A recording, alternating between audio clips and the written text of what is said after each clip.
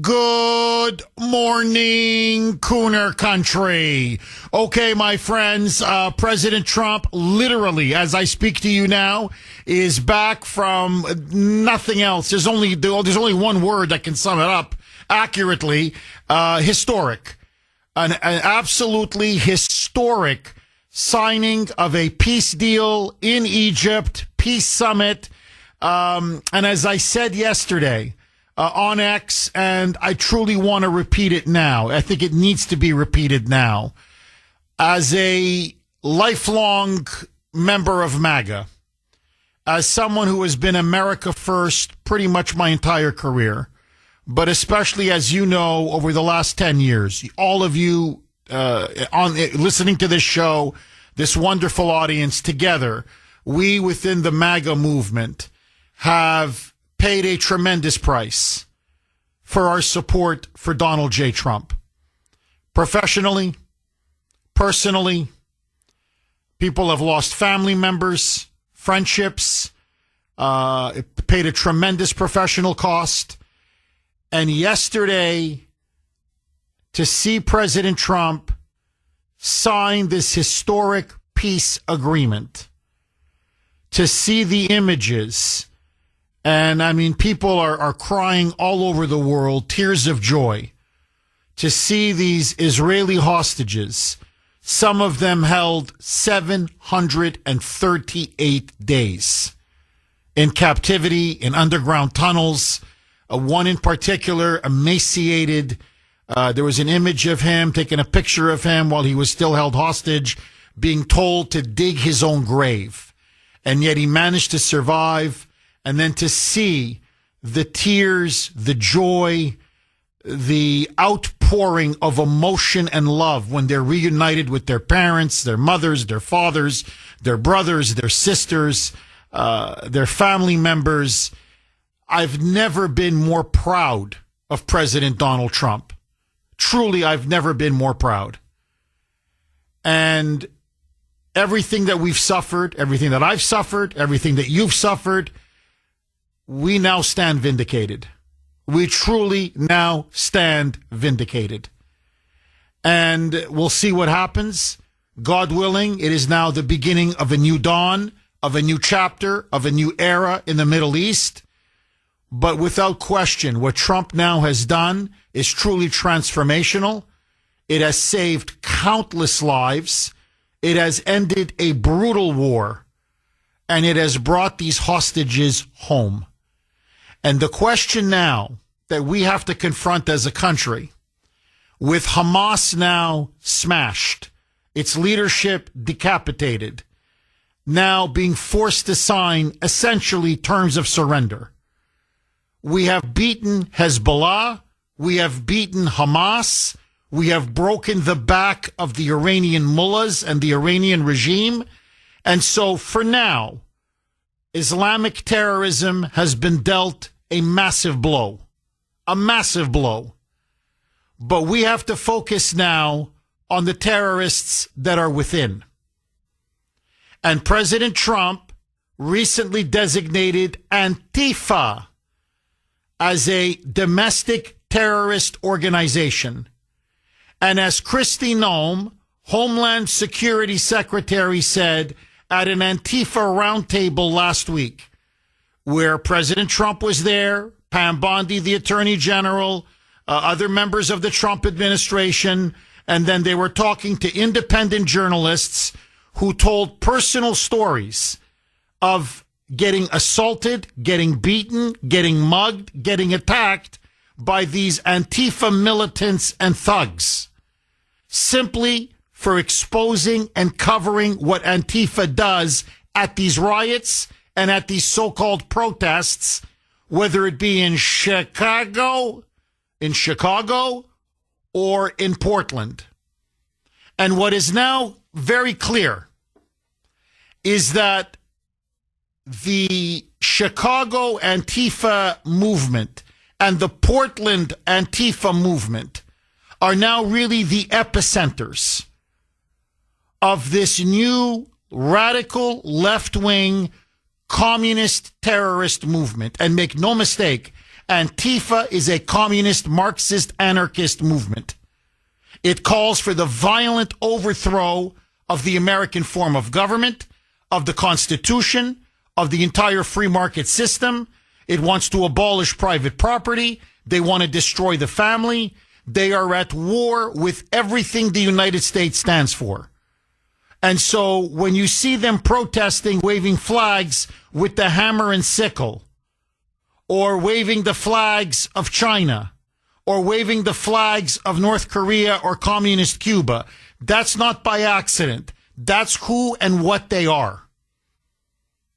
And yesterday, as the president was signing an historic agreement to usher in the end of the war between Hamas and Israel, and hopefully a new peace agreement that will change and transform the Middle East, Antifa was rising again. They have been attacking a major ICE building in Portland every single night. It has not relented now for months. They throw accelerants on the building, and then they try to throw fireworks or light it on fire to burn the building down. They are firebombing police cars. They are vandalizing cars in that neighborhood. They are assaulting and beating anyone who they suspect of not being Antifa. They are attacking ICE agents. They are preventing them from being able to do their jobs and to arrest criminal, violent, illegal aliens. And then in the day, so at night they're rampaging. In the day, they deployed another weapon. I swear to you, you cannot make this up. Nudity. That's right. Nudity. So what they did yesterday in Antifa, in Portland, was hundreds and hundreds and hundreds of Antifa supporters, pro-illegal alien activists, anti-ICE activists, got naked. And I mean by naked, I don't mean they just kept their underwear on and everything else was exposed. I mean butt naked. The only thing they had on were their helmets. And these bike riders descended on downtown Portland and descended upon the ICE facility. And if you can imagine, hundreds and hundreds and hundreds of them. Now, to be fair, not all of them were completely nude. Some wore banana costumes. Others wore frog costumes. But for the most part, they exposed everything. And they then surrounded the ICE facility. They then began to do what's called a massive die-in, where they just, again, they're completely naked. To me, how this is sanitary, aren't you afraid of catching something? I mean, never mind walking around, showing your junk. And, and by the way, it's men and women. And just exposing yourselves. And by the way, some people should not be seen naked. I'm just saying, those were the people that showed up yesterday in Portland. I believe me, you're not missing anything. I'm just people are like, ooh, young men and women nude, ooh. No, believe me. Once you see it, you can't unsee it.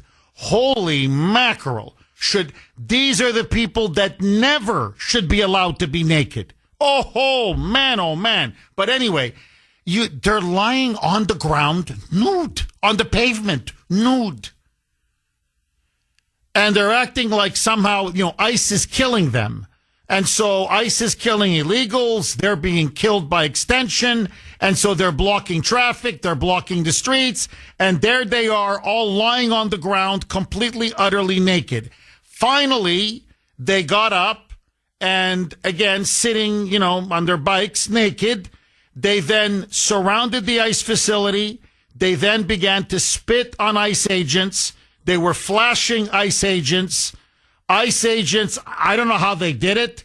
I would just be looking away Like kryptonite to Superman. Oh my God, I can't, I can't make any arrests. I can't do anything. I don't want to see what's in front of me. They began to attack ICE agents. And that's when ICE had to arrest them. And so they started to make arrest after arrest after arrest. And obviously, these are clowns. Obviously, these are mentally ill, deranged leftists. But my friends, what it shows now is they're not just going to attack ICE at night. This is now 24 hours a day, 7 days a week.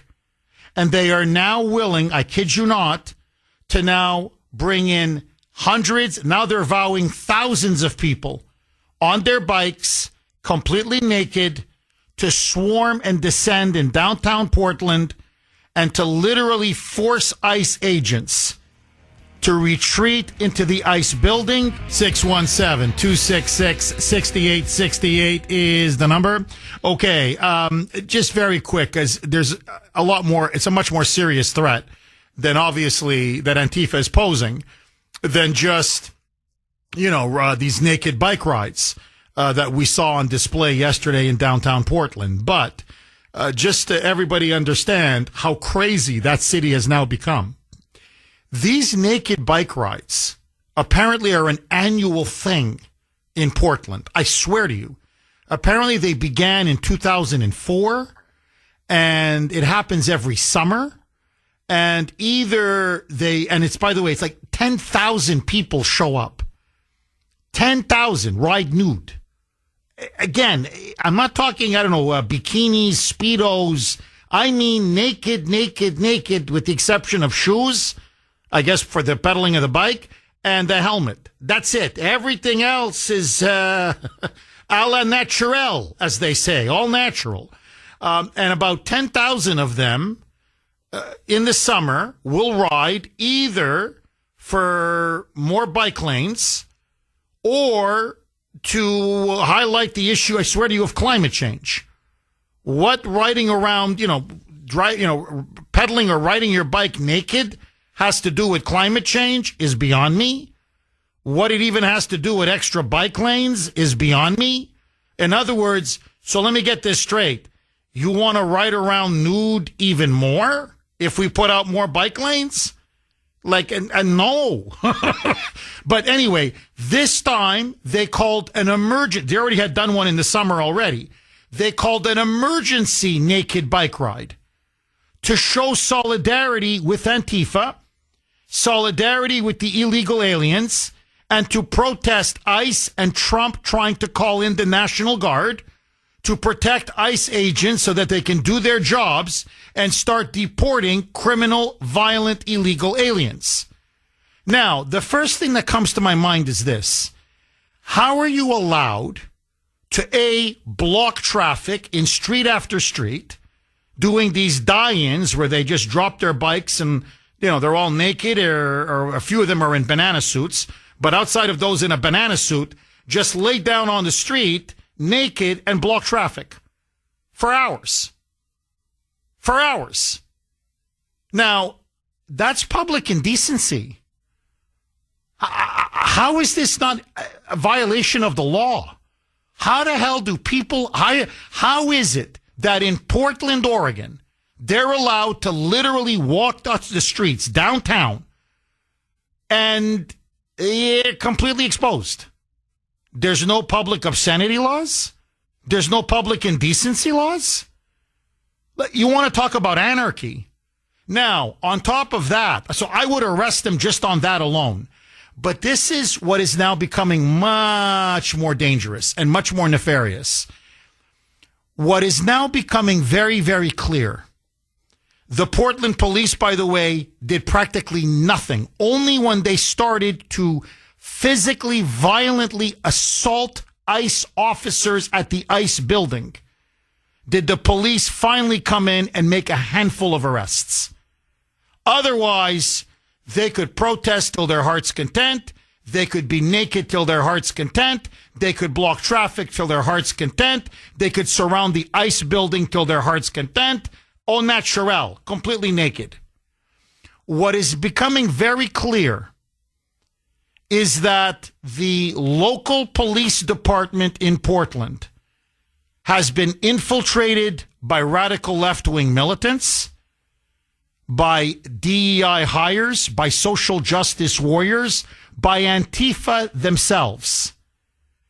And so what many local residents are now complaining is that the local police are now in the back pocket of Antifa.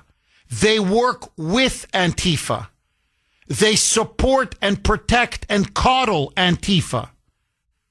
And so, for example, and this is the point that many of these independent journalists were making directly to Pam Bondi, directly to Kristi Noem, and directly to President Trump, saying, we cover these Antifa riots and show how deranged, mentally ill, and destructive they are. How they will go around terrorizing these communities and neighborhoods. Burning, rioting, vandalizing, car bombing, assaulting, mugging, beating, you name it. And then when Antifa notices that we're there covering them, they then beat us. They attack us. And the police stand by and watch and do nothing. In some cases, they even arrest the victims. The victims. So, the police department is corrupt. They're under orders from their Democratic masters, from the Portland's, the mayor, that crazy a sanctuary city mayor of Portland, and the crazy sanctuary state governor of Portland, to stand down, to do nothing. But then there's even something worse. And I've got a story for you. And you tell me if this is not a paramilitary militia, a militia that you would see, say, from Hamas or Hezbollah or ISIS or Al-Qaeda, or take your pick. So I've got that story. Your reaction, 617-266-6868 is the number. Don't do it. Because once you see something, you cannot ever unsee it. So many of you are saying, they're texting the Kuhner man, Jeff, where can I see these, these stories about these naked Antifa activists and other anti-ICE militants in Portland, completely naked and nude from head to toe on their bikes? And I mean, a lot of the stories have the private parts blurred out, but still, oh boy, you don't want to see anything semi-naked even on some of those people. Anyway, 634 on the great WRKO. Jeff Kuhner, Boston's bulldozer. Look, it's beyond the fact that they're allowing public obscenity, public indecency. I mean, they should have been arrested on the spot. By the way, great family environment, huh? Hey, downtown Portland? Oh, great to take your kids. By the way, this was on a Sunday. This got, everything with the Middle East and the peace with Israel and Hamas. This blew this completely off the news cycle. But this is on a Sunday where families are supposed to be out at the park or taking a stroll or spending time together. And this is what they get to see. Naked left-wingers from head to toe riding around ICE facilities, flashing themselves and chanting, death to ICE and how they want to kill ICE officers, waving the Mexican flag and holding anti-ICE signs. That's just, that's a great family atmosphere you have there in Portland. But anyway, let that go. Journalists now are speaking out about what they've seen now at night in particular. How violent it's getting in parts of Portland around that ICE facility. How this is now a war, their words, not mine, being waged against ICE officials, being waged against Border Patrol agents, whereby Border Patrol and ICE are being attacked, assaulted. They're being hit with rocks, with bottles, metal pipes, that they are trying to prevent them from getting out of the building, trying to force them to stay inside so they can't go out and arrest criminal, violent illegals. They have now occupied the streets. Antifa. The police stand back and do nothing. Listen now to this. This is a nightly occurrence in Portland. Antifa militants and terrorists, many of them carrying guns, baseball bats, metal pipes, are blocking off streets and then acting as traffic control themselves. Not the police. These are Antifa terrorists. Many of them dressed in black with their masks on or ski masks, and they will stop cars in the middle of the road, and unless you're a fellow member of Antifa, they tell you to turn around and go back. If you try to continue to go down the road, they will then smash your window or drag you out of your car and begin to beat you or the passenger to a pulp. It has now gotten so bad. Listen now to this. There is a local restaurant from where the ICE facility is. It's called the Spaghetti Factory. The local owner, and this was all caught on video, approaches a local cop and says, "You've got Antifa thugs 10 yards away, literally blocking the streets, blocking traffic, and they can't allow his workers, they're not allowing his workers to come and work at the Spaghetti Factory. They're not allowing customers to go to the Spaghetti Factory. So they're turning away his workers, they're turning away his customers." And so he says to the police officer, "You're the police. Can you please allow my workers and my customers to come to my business?" The local police officer says, quote unquote, "This is out of our hands." The owner says, "What do you mean it's out of your hands? You're the freaking police." Then they come back and say, "Well, there's only 4 of us. We're outnumbered." They're just giving excuses. As 10 police officers on their bikes, and yes, they were clothed. So at least the police aren't going around naked in Portland for now. 10 police officers on their bikes drove by or pedaled by. And literally the owner says, "Well, you just got 10 right there." And he said, "Oh, no, they're on a different mission. They're doing something else." And so the restaurateur says, "I'm going to go out of business. My workers need to come to work. They got to get paid. My customers are being forced out. They're being turned away." Who's running downtown Portland? The police or Antifa? The police officer, and this is caught on tape, walks over to these Antifa thugs and says, "Could you do this guy a solid? Could you do him a favor? Could you open up the road a little bit so his workers and customers can go to his restaurant?" And the Antifa thugs, looking straight at the police officer, shake their head like, no. Like, no, absolutely not. No. And then the cop just shrugs his shoulders and looks at the owner and says, "I tried." He goes, "I'm sorry." Now, are we in the Middle East? No, I'm sorry. Is this Gaza? Is this the West Bank? I'm sorry, is this Afghanistan, where the Taliban just do roadblocks and do, voluntary traffic control?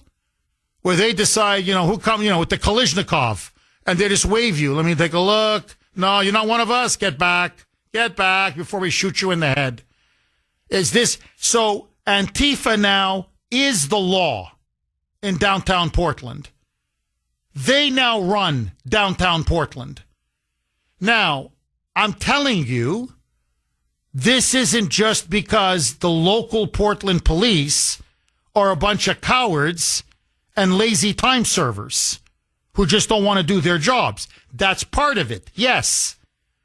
But there's something much deeper and much more rotten going on here.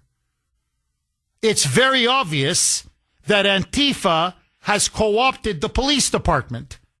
The radical left has infiltrated the police department.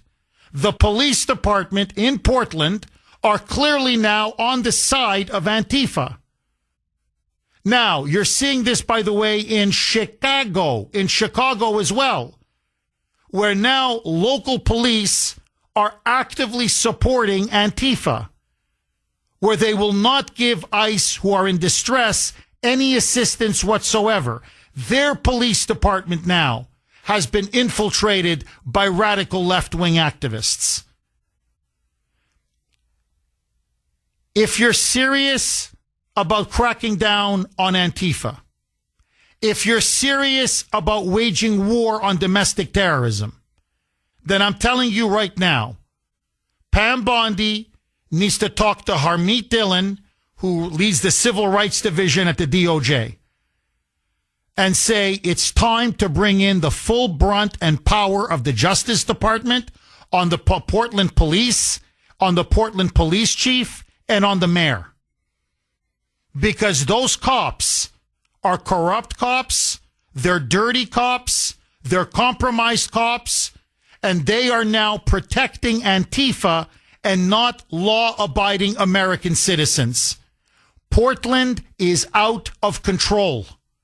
And it's time now for the Department of Justice to step in and literally tell the Portland police, you now work for us. And yes, send in the National Guard.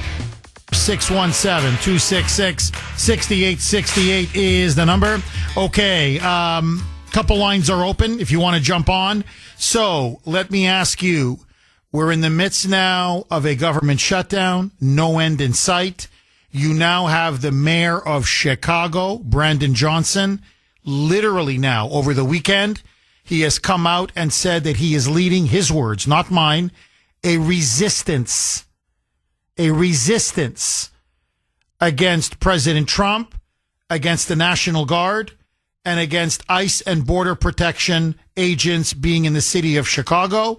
They are now setting up potential clashes between the 500 National Guard troops that have been sent in Chicago by Trump. And apparently now Antifa is mobilizing to go after these National Guard troops, to go after ICE agents. They have essentially now become the Democrats' street militia. Both in Chicago and in Portland, there is now no question about it. The police are working with Antifa. They are protecting Antifa. And it appears now they have been infiltrated by Antifa. My question to you, how much of a threat now to law and order, to the security of the United States, does Antifa pose? Is it, in your view, a genuine domestic terrorist organization? And what can Donald Trump do in order to smash and defeat Antifa? What will it take now at this point? And Miranda Devine in the New York Post has an absolutely spectacular column a couple days ago where she makes the point, and I think it's an absolutely superb point, that really now Antifa has been, it's like the genie that's been let out of the bottle. They, along with Black Lives Matter, rioted, burned, looted, rampaged, vandalized, destroyed businesses, destroyed cities, committed murder, maimed police officers 5 years ago in the wake of the death of George Floyd. And ever since then, they essentially now have established themselves as a presence in Seattle, in Portland, in LA, in San Francisco, in Chicago, in New York, in many cities now across the United States. And as they get bigger and bigger and bigger, and more entrenched, and by the way, more well-funded. The other thing now that Trump and the Department of Homeland Security and the DOJ and the FBI are now saying is that they must investigate all of the sources of funding because Antifa is now flush with cash. George Soros, we know now, has given them at least $25 million. That means he is funding domestic terrorist networks in the United States. We now know that Roy Singh, a prominent left-wing billionaire based out of Shanghai, who has direct ties to the Chinese Communist Party, is pouring in millions of dollars into Antifa. Now, and apparently now there are other powerful, prominent globalists and billionaires who are bankrolling the Antifa network and all of these anti-ICE protests and violent riots now that are breaking out against ICE and Border Patrol. And so the question now is, does Trump have the team? Does he have the personnel? Does he have the will? Does he have the capability and the capacity around him to smash, dismantle, and take out Antifa? Because as things stand right now, Antifa is winning the war against the Trump administration. If they can put hundreds and hundreds of naked people on the streets, riding their bicycles, doing a sort of die-in, literally in downtown Portland, who would want to be naked and lay on that freaking cold pavement? But anyway, they do it. And then surround an ICE facility, and the local police is powerless or refuses to do anything. Local businesses can't even get customers to come in because they're blocking traffic. Where ICE agents now are being beaten and attacked. Where local residents say they can't sleep at night because of all the fireworks and the noise and the vandalism, and cars are being firebombed, businesses, their windows are being destroyed and boarded up. Portland now is in danger of falling into lawlessness and complete anarchy.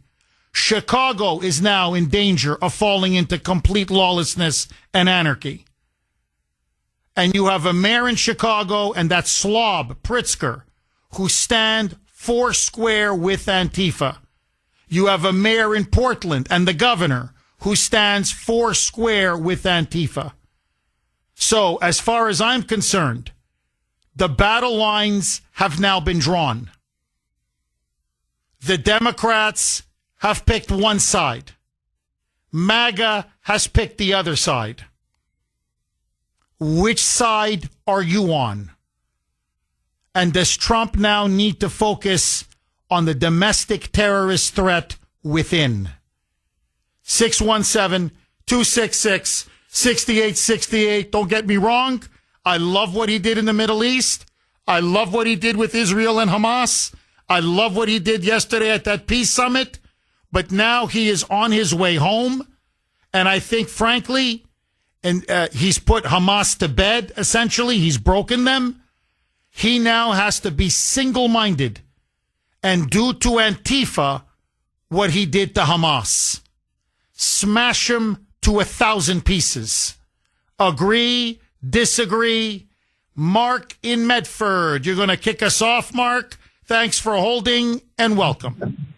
Good morning, Jeff. How are you? I'm very good. How are you, Mark?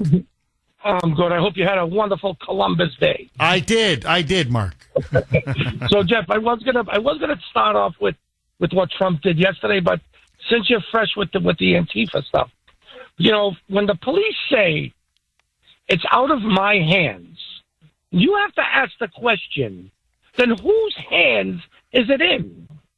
I'll tell you, Jeff, it's the mayors, it's the governors, and it's the police chief of course, who probably has his job threatened if he does anything.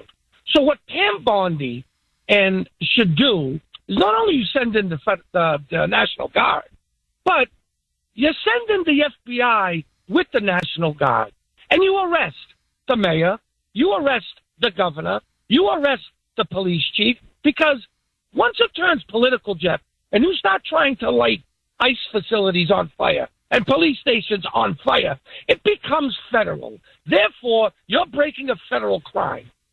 Am I right or am I wrong, Jeff? You're completely right, Mark. You honestly, you couldn't be righter. And look, Mark, I want to read this to you, okay? Because this is, I urge everybody. I mean, there's so much reporting now on this. And the journalist who was assaulted by Antifa and then falsely arrested is Nick Sortor, Sortor. He's got all the video footage. It's truly shocking. He has it all on tape. Others as well. Others. But I'm just naming him because he's the most prominent. Mark, you see Antifa right in front of the police, cracking people's heads open, either counter-protesters or just independent journalists with a cell phone recording it. And they beat him to a pulp, and the police just stand there and watch. Or in Nick Sortor's case, he was assaulted by a group of thugs, and they arrested him. And the police are letting it be known. Our job is to protect Antifa. Our job is not to protect the victims of Antifa. Now, for them to go that far, they're taking orders. You're right. This is coming straight from the governor. It's coming straight from the mayor. It's coming straight from the police chief.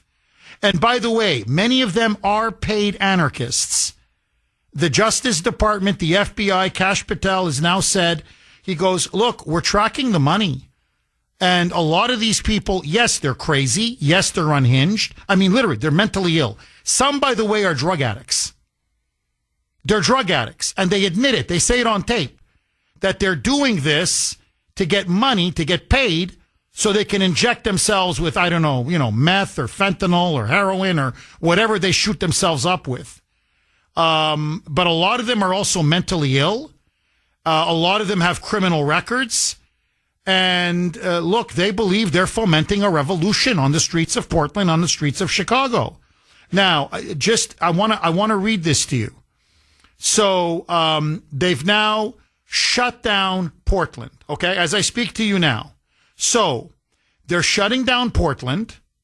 You now have several journalists who are covering the fact that this ICE facility that they've been targeting for months is now getting pelted with gas, accelerants. They're lighting the building on fire. They are punching ICE agents. They're throwing rocks at them. They're throwing bottles at them. They're throwing all urine, plastic bottles with urine. So Nick Sortor is there covering the event, or the riot. He's covering the riot. They turn around and they see him. They're dressed in masks. They then beat him up. And as they're beating him up, there's a short, fat, white guy, this is according to Miranda Devine, in a black robe and mask, apparently barking in Nick Sortor's face. I got to clean it up because there's a lot of profanity. Quote, "Get the F out of here, white boy. Get out of here or I'll F your ass up." Then others start shrieking, and this is all in front of the police. You can see it on video. The police are 2 yards away, Mark. Like, I mean, what are they, 5 feet away? They're shrieking, "Get the F out or I'll slam your head on the pavement." Then they just say to hell with it. And they gang jump him and they throw him on the ground and they start hitting him. He falls into a ditch. The police then jump in and they don't arrest any of the Antifa terrorists or thugs beating him. They arrest Nick Sortor for allegedly disorderly conduct. Now, this is what Miranda Devine writes, and this is now the conclusion of many, many in Portland. The Portland police are in bed with the anarchists. She goes on and describes how the Portland police are allowing militants to shut down streets, direct traffic around the ICE facility. She goes on about that local restaurant, the owner, as I talked about, begging cops to let his customers pass. So I want to read to you word for word the exchange, Mark, and you tell me, how can this go on unless the police are being given direct orders? Quote, this is what the man, the restaurant owner says to the police officer. And he's like 10 yards away from about 3 or 4 Antifa thugs. They're dressed in black completely. One has a gun, and the others are having baseball bats and steel pipes. And they've blocked traffic. So every car that comes up, they tell them open the window. Do they know them? They let them through. If not, you can't. I don't know why they're allowed to control traffic, the restaurant owner says to the police. This is the uniformed officer, police officer. Well, it's their event. The owner. But you guys are the police. The police officer. Correct. But we have a different task to do. And we can only do so much with 4 people than the owner. But there are 10 other cops that just went by on bikes. The cop. Different group. Then he walks over, because this is getting really embarrassing, and he goes to these self-anointed traffic cop militants. This is near the spaghetti factory.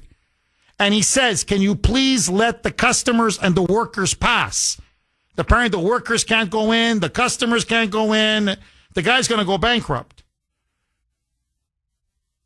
They tell him, they shake their heads, they go, no. The cop turns around and says, I'm sorry, they won't let him in. There's nothing I can do.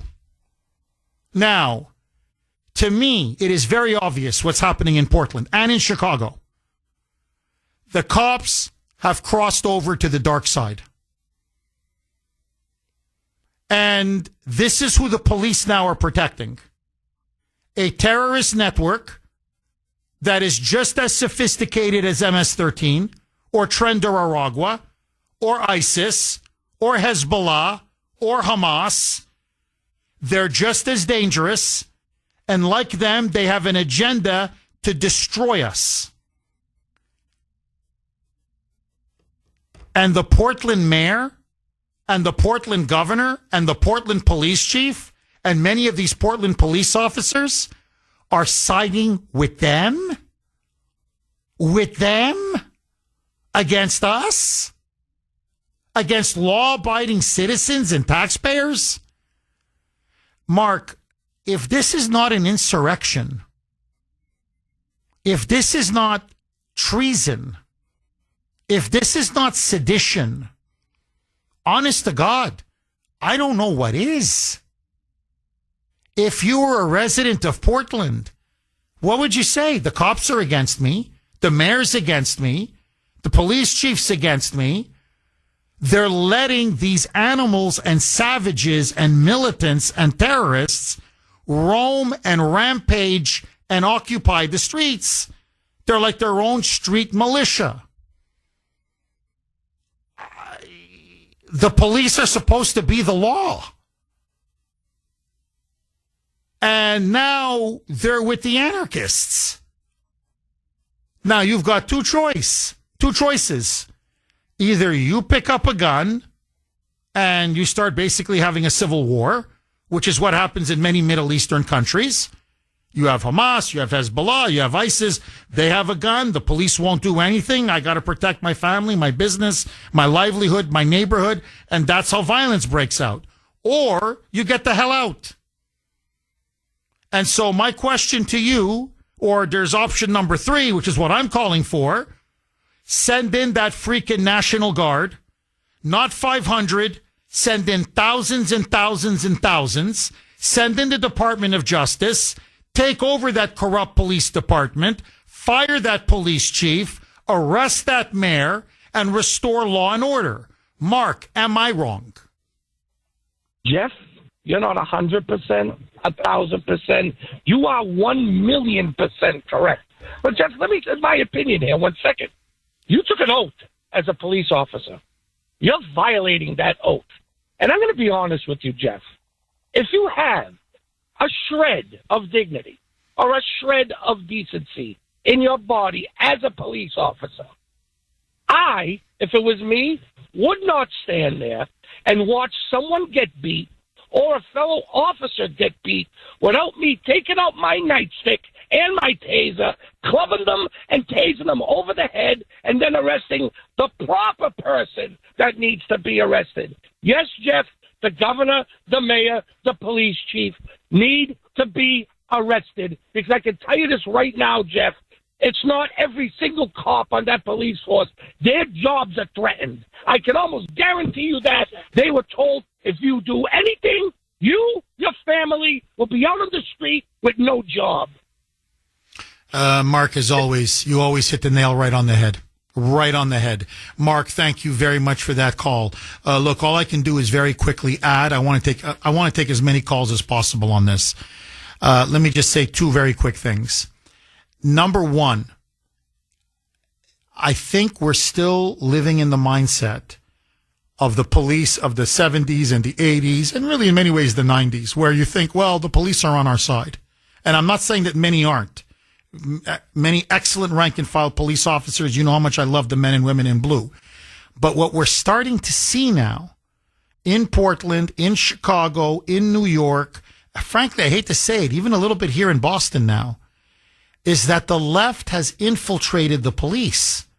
So, Mark is saying, well, there's a lot of police that hate this. I know it's true. And, the police in the old days would, grab a club, grab a taser, whatever. These officers in Portland, this is what the journalists and the citizens that live there, the neighborhood residents, they say, no, they were Antifa one day and they just put on a badge and a uniform the next day. In other words, what the mayor of Portland did is that he kicked a lot of the good police officers out or forced them out, fired them, retired them, gave them a package, a financial package, and said, just get lost, and then deliberately hired radical leftists who either are Antifa or, as they used to say, communist fellow travelers. They're Antifa fellow travelers.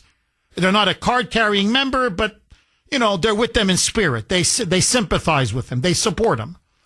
And so what you now have is Antifa within the police. That's something that's changed. And the second point, and many of you are making it as well, and I think you're being very perceptive, follow the money. There's a lot of money now being thrown at Antifa, a lot of money. And I want to know if some of these police officers are getting some of that money as well. If they're being bribed, if they're being, whatever, having money put in their pocket. So, in other words, you just look the other way, okay? When they shut down traffic, when they block streets, when you have hundreds and hundreds of naked people doing die-ins on the street or surrounding the ICE facility, and, there's a 60-year-old, 250-pound woman flapping her boobs like two balloons in the face of an ICE agent, almost using them as a weapon, as a club. Bang, bang, boom, boom, boom, boom. You don't make any arrests. 617-266-6868 is the number. Okay, we've defeated Hamas. It's now time to defeat Antifa. Agree, disagree? So let me ask all of you. It is the Kuhner Country poll question of the day. Du jour, as the French would say, sponsored by Mario's. Mario's quality roofing, siding, and windows. I'm just curious. Which is more difficult? Peace in the Middle East or peace with Antifa? Trump's done it. He's broken Hamas. It wasn't easy, but he did it. Can he now break Antifa? So, which is more difficult? Peace in the Middle East or peace with Antifa? A, the Middle East. B, Antifa. You can vote on our webpage, WRKO.com/Kuhner. WRKO.com/Kuhner. KUHN as in National ER. You can also vote via X, and I'm always active on X. Again, last night, very active. My handle there, all one word, at the Kuhner Report, at the Kuhner Report, KUHN as in National ER. Caroline in Maine. Thanks for holding, Caroline, and welcome. It's Carolyn. That's okay. Carolyn, my bad. Carolyn, go ahead, Carolyn. Jeff, I appreciate your passion, and I listened to our WRKO when I was a kid. I'm calling because you asked a question about Antifa, so I hope you will respectfully let me express my opinion, and I'll be open to yours. The reporting Antifa is actually an abbreviation for anti-fascist, which I seriously hope that most of us are, and they're feverishly pro-American. People that are anti-fascist are also pro-American, and nonviolent speech. And I feel like it's all reporting. All right, everyone that's reporting. We need to stop being so one-sided. When I was young, and I'm a retired nurse. When I was young, the reporters were held so accountable for what they said that when they made a mistake or lied, sometimes they lost their jobs for it. But what I didn't hear you report or mention is the EMT that was held up in Chicago from bringing a patient to the hospital. I'm a nurse, so I understand what the EMT person was up against. Also, the minister that was hit with a pepper bullet from the rooftop. I know it's unlawful to prohibit the path of an ambulance, literally. The people that were there were dancing. It looked very nonviolent to me. And I just think primarily selective reporting is wrong. So I would love for you to report the whole story because I think the audience deserves that. I also think that news reporters and talk shows have a moral obligation to the listeners to prevent unbiased reporting and support peaceful options that encourage us to work together. I love your passion, and thank you so much for that. And thank you to Donald Trump for the ceasefire. Thank you to the Democrats for trying to protect health care. And thank you to the Republicans for bringing deficits to the attention of Americans. Thank you. Carolyn, are you still there? Or did we lose Carolyn? No, I'm here. Okay. No, Carolyn, I mean, I agree with much of what you said. I do think reporters should be held accountable. If they lie, they should lose their jobs. I completely agree with you on that. Many other things as well. What I don't understand is you're saying Antifa is pro-American. Antifa's stated goal, I mean, just literally, it's in their Antifa handbook. It's their stated goal is the violent overthrow of the American government. They want to overthrow capitalism. They want to overthrow our Constitution. They want to overthrow our Bill of Rights. And you say Antifa stands for anti-fascism. You're right. And of course, half my family were wiped out by the Nazis. I have no love for fascism. I hate it with every fiber in my being. But the anti-fascism that they refer to is a Marxist terminology, meaning that everyone is either, they divide the world into fascist, anti-fascist. The only anti-fascists are the radical leftists. Everyone else is a fascist. That's why, for example, for Antifa, all Republicans are fascists. All conservatives are fascists. Frankly, most moderate Democrats are fascists. Donald Trump is a fascist. The police are fascists. So this is why, if you look at their literature, if you look at them on their websites, if you look at their manifestos, they're clearly a violent revolutionary Marxist group. That's what we have.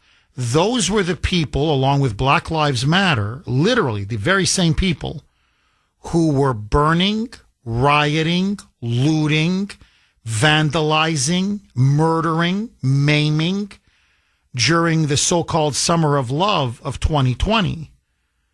So I'm all for peace. I believe in peaceful protest and peaceful dialogue. Antifa is the opposite of peace. Caroline, I want to give you a chance to respond. I'm up against a hard break. Please hang on. If you want to hang on, I will come right back to you. 617-266-6868 is the number. Okay, let's go right back to Carolyn in Maine. Carolyn, you were saying that Antifa, for the most part, is a nonviolent group. In many ways, pro-American. They're anti-fascist. We should all be anti-fascist. I gave you my thoughts and feelings about Antifa. I think they're a dangerous domestic terrorist organization. They've been designated as such by President Trump. They're running wild in Portland. They're running wild in Chicago. And now they need to be dismantled, cracked down upon, and arrested. What say you, Carolyn? Oh, Jeff, I would love if you could please share the website that you got that information from, because, I mean, I don't know any Democrats that would support any of the things that you said Antifa supports. I mean, I just don't know any. But if there's groups out there that are like that, we should all be against them. Violence is wrong, period, and it's no way to be a good American. Well, the mayor of Portland's a Democrat, and he has no problem with Antifa. He refuses to condemn Antifa. Governor Kotick of Oregon, another Democrat, has no problem with Antifa and is coddling Antifa. I mean, I could go on and on. I mean, the ones that are obstructing ICE, the ones that are attacking ICE agents, both here in Boston or in New York or in California and Los Angeles, they're, for the most part, these are Antifa thugs. Or they're far-left anti-ICE militants who form an alliance with Antifa. But the mayor of Chicago has openly embraced Antifa. He's calling for resistance against ICE agents and resistance against the National Guard, who are only being brought in to protect ICE and border protection agents because they're literally being attacked by people as they try to arrest murderers, child molesters, violent, illegal criminal aliens. I'll be honest with you, Carolyn. I'm choosing my words very carefully. Antifa, like Black Lives Matter, have become now the street militia of the Democratic Party. They didn't condemn Antifa in the Summer of Love in 2020. When they burned parts of Portland to the ground, they were cheered on. When they burned parts of Seattle to the ground, they were cheered on. When they burned Kenosha to the ground, they were cheered on. In Boston, when they burned parts of Boston down, then Attorney General Maura Healey, she's now the governor, but then she said, well, you have to burn things down because that's how forests grow. So Antifa has had nothing but support from the Democratic Party going back years and years and years. Carolyn, with all due respect, I just don't think you like the fact that what the Democrats have become. They've now become a radical, far-left party that is now controlled by the AOCs and the Bernie Sanders and the Elizabeth Warrens. They are now controlled essentially by the Marxist socialist wing. And I think that's why Donald Trump won in 2024. And that's why I think he's going to win the midterms. And that's why I think J.D. Vance is going to win in 2028. Because the Democrats now have really become too extreme for the mainstream of American society. Final word to you, Carolyn. Thank you, Jeff. You didn't give me the website, but I have to say... Well, they have their handbook, and just look up Antifa, because they have multiple websites. If you want the website for Portland, it's called Rose City Antifa. Rose, R-O-S-E, City Antifa. And you'll see the hammer and sickle with a fist right through it. And you can see exactly what they stand for. There's also the Antifa Handbook, which, by the way, Keith Ellison, the Attorney General of Minnesota, has fully endorsed. It's right there in the handbook. And I've had Antifa on my show. They want the overthrow of our constitutional republic, the revolutionary overthrow, the overthrow of our government, and the overthrow of the entire free market capitalist system. They are a Marxist anarchist group. Honestly, Carolyn, there's no debating this. The question now is, what do we do with them? But anyway, look up Rose City Antifa. It's all there. Thank you, Jeff. Carolyn, anything else you want to add? Well, as a Democrat, I'd like to say Antifa does not represent me, the description you just gave of it, at all, or any of the people that I know. I mean, I know a lot of independent people too, but that doesn't represent anybody that I know. So, there's always extremes, Jeff, in everything. There are just crazy people in every place, including our own little homes and families, right? So we need to manage those, but we don't accuse the whole family of being sick because one member is. Well, I mean, as things stand, I mean, I hear what you're saying, Carolyn, and I'm very happy that you call. And believe it, I really do respect your opinion, and I respect your courage for calling into the show. But you look at Chicago and you look at Portland. The last thing they are now is safe. They don't want ICE to come in and do their jobs. They're coddling murderers and rapists and child molesters who are illegal aliens. And ICE agents now, here, I'll play you the cut. You have ICE agents now literally having their families threatened by Antifa, calling for them to be murdered. And the Democrats aren't lifting a finger. You've got a mayor, I've just laid it out, you've got a mayor that is turning a blind eye.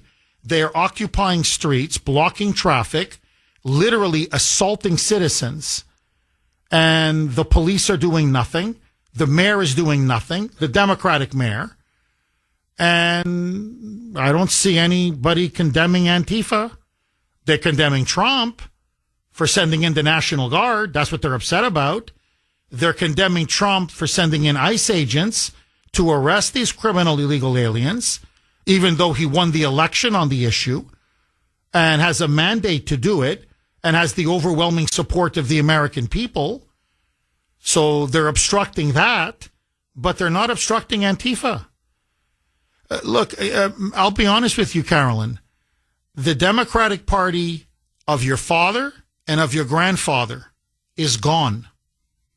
This is now AOC's party. This is Bernie's party. This is now the party of the hard left. And they're making alliances with the hard left.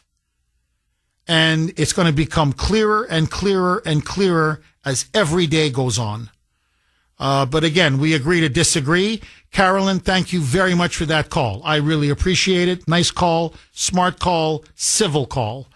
Andy in Milford. Thanks for holding, Andy, and welcome. Hello. Good morning, Jeff. Andy. Hey, there's a part of President Trump's mission to the Middle East indirectly affects this. He has defanged the Free Palestine issue as in terms of the left using that for the propaganda value. And I've seen, Jeff, I've watched many clips of these anti-ICE protests outside the ICE facilities, many just on Facebook and elsewhere. And what's clear to me, Jeff, is where we are in the timeline of this thing. They very much want the propaganda value of the blood of their own people running in the streets. The one thing that Antifa and Hamas have in common is they will use their own people as human shields. And just understanding that, this is what President Trump needs to do. He needs to declare the Insurrection Act, because right now Antifa fits the legal definition of an insurrection. And what he needs to do is not only National Guard, but he has to do a whole of military approach domestically to confront Antifa. And the situation you have in Portland where Antifa's patrolling the streets with pipes and guns and all of this, what I do, Jeff, is beyond the National Guard. Andy, can you please hang on? I'm up against the break. I'm going to come right back to Andy. No, look, Andy, you're right. 617-266-6868 is the number. Okay, let's go right back to Andy in Milford. He was on a roll saying Antifa is out of control in Portland, which they are. Out of control in Chicago, which they are.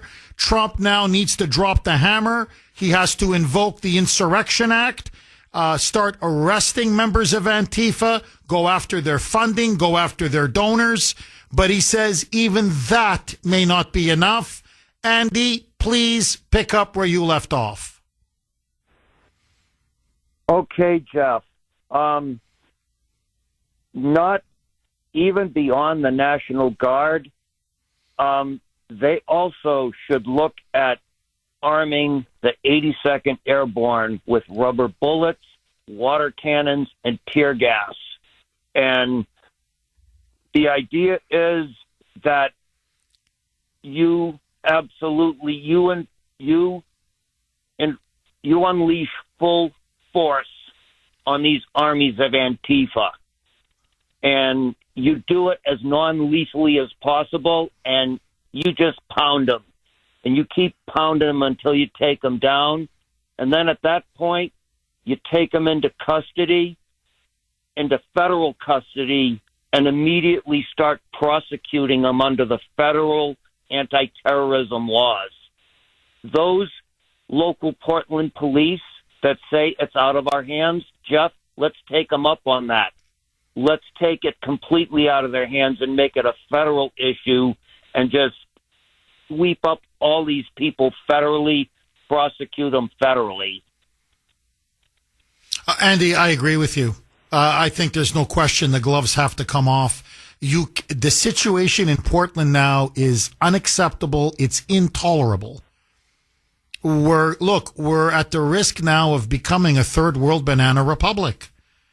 You cannot have a major American city, and by the way, it's cities, because Seattle now is very close to Portland in terms of the anarchy now in the downtown core because they're obstructing ICE facilities. Chicago is out of control, but let's just stick to Portland. You know, look, it's compared to what Antifa does at night, and that's where they really terrorize the residents and ICE and these federal buildings. They do their damage at night. Okay, like vampires, they come out at night.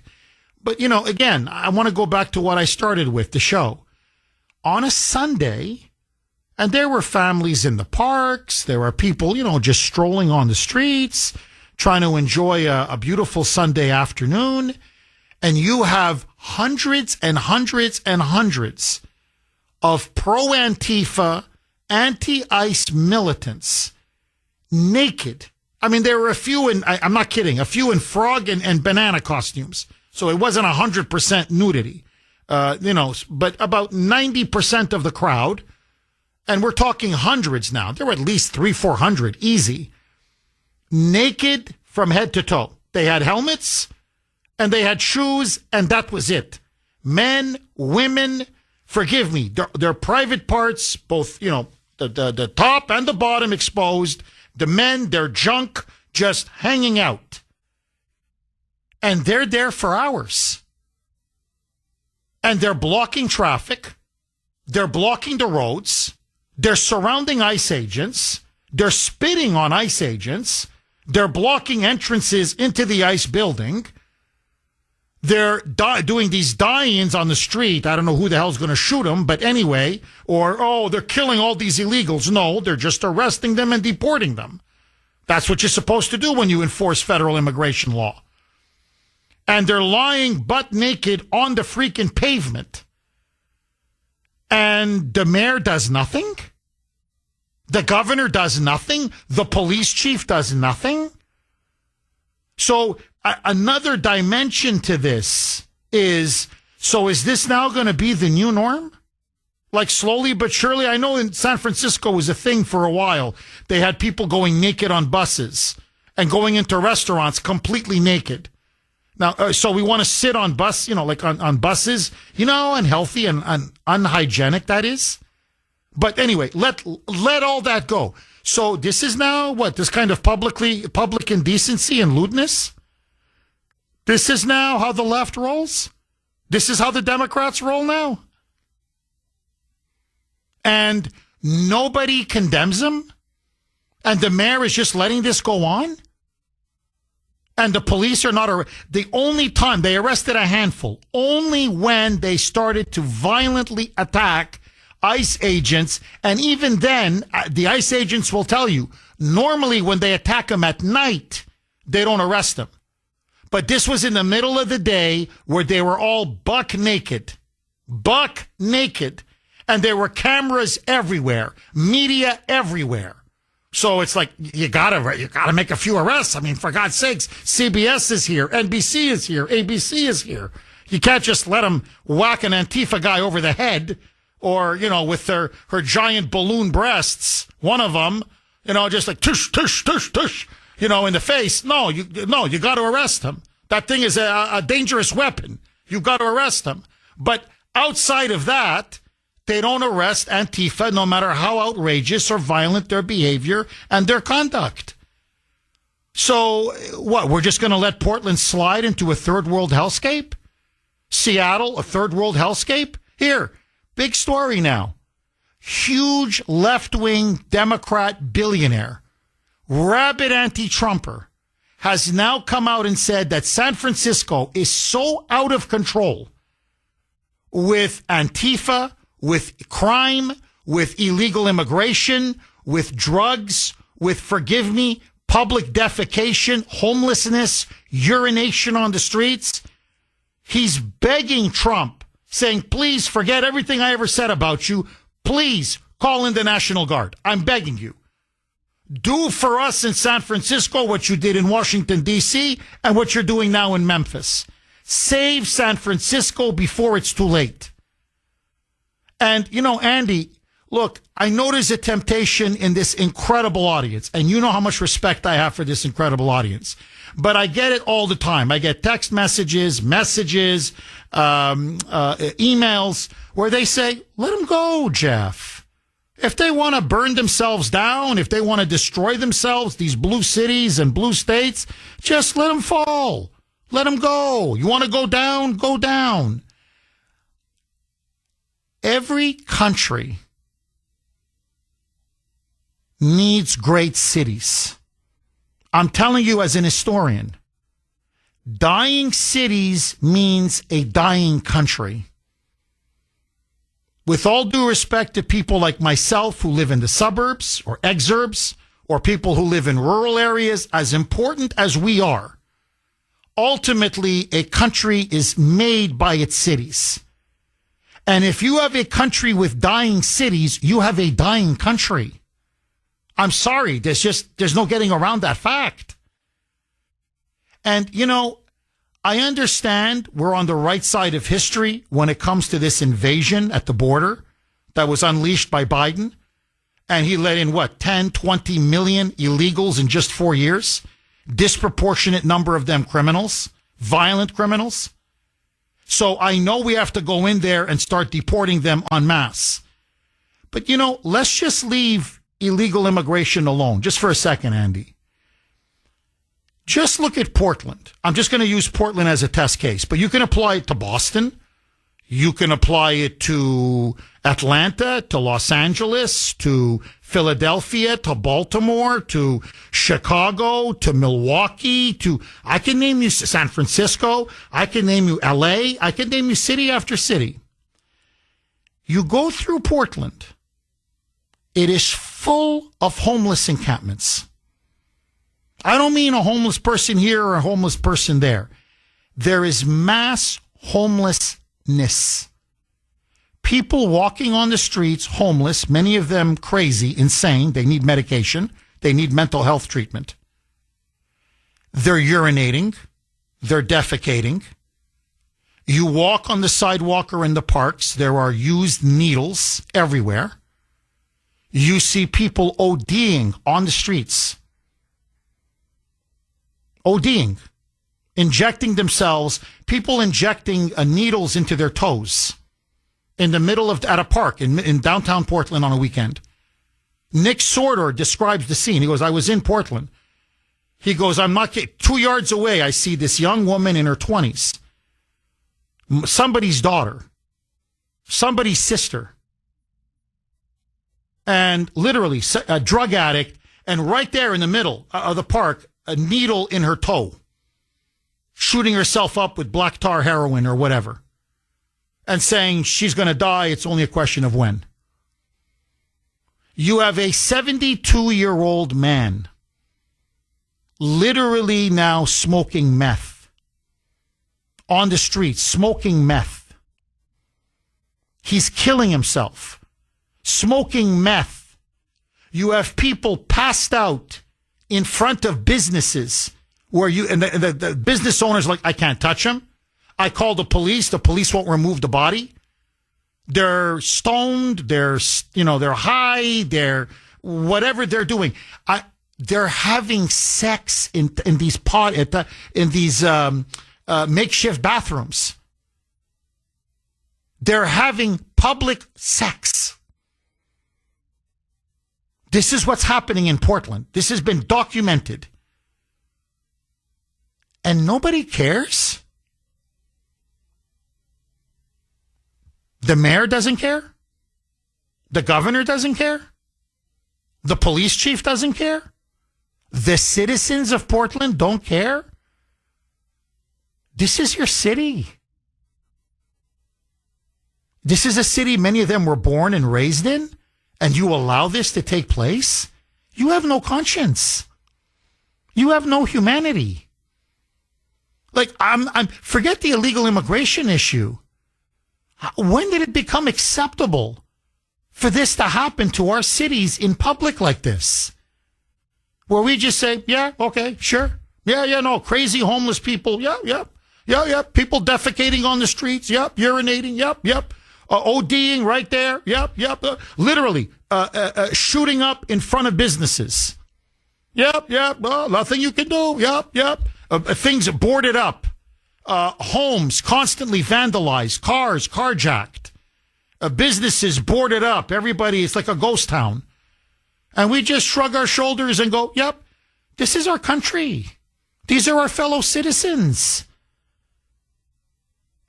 And this is okay? This is now suddenly acceptable? I'm sorry, it's not acceptable to me. This is not my America. This is our homeland. It's our homeland. It's the land of our home. I'm telling you, God is my witness. We wouldn't tolerate this if a dog owner did this to his dog. If his dog was overdosing, if his dog was put in filthy conditions to live in, we would say that's animal abuse. We would not tolerate a dog owner to mistreat his dog the way we allow the Democrats to mistreat human beings on the streets of our cities. So if it's not acceptable for dogs, why is it acceptable for fellow American citizens? So no, I'm very different than most of these so-called conservatives who say, oh, no, you can't send in the National Guard. Oh, my God, you got to federalize the Guard. This is tyranny. This is authoritarianism. This is a dictatorship. No. This is saving our cities and saving our country. It's saving fellow Americans. There is a big apartment complex. Last point, then I want to go right back to you, Andy.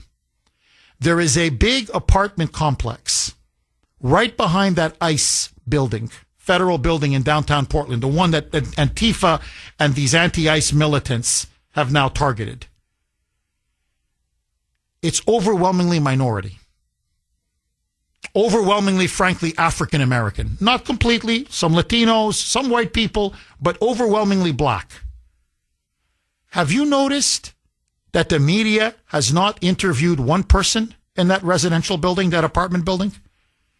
Notice they're always there to play the race card and to pit the races against each other, and they'd love to get a quote. Trump is killing us. Trump should just get out of Portland. Get ICE out of Portland. But they can't even get one to say that. Why is it? Because every resident, to a man, woman, and child, is saying, get Antifa out of Portland. They're begging for the National Guard. They're begging for it. Saying we can't live like this anymore. This is not fit for animals to live like this. So what? They have no rights too? They have no rights now. In Chicago, let me tell you what the media is not showing you. The 500 National Guard troops that Trump has sent in on the south side of Chicago, overwhelmingly minority, overwhelmingly black, they're coming out on the streets.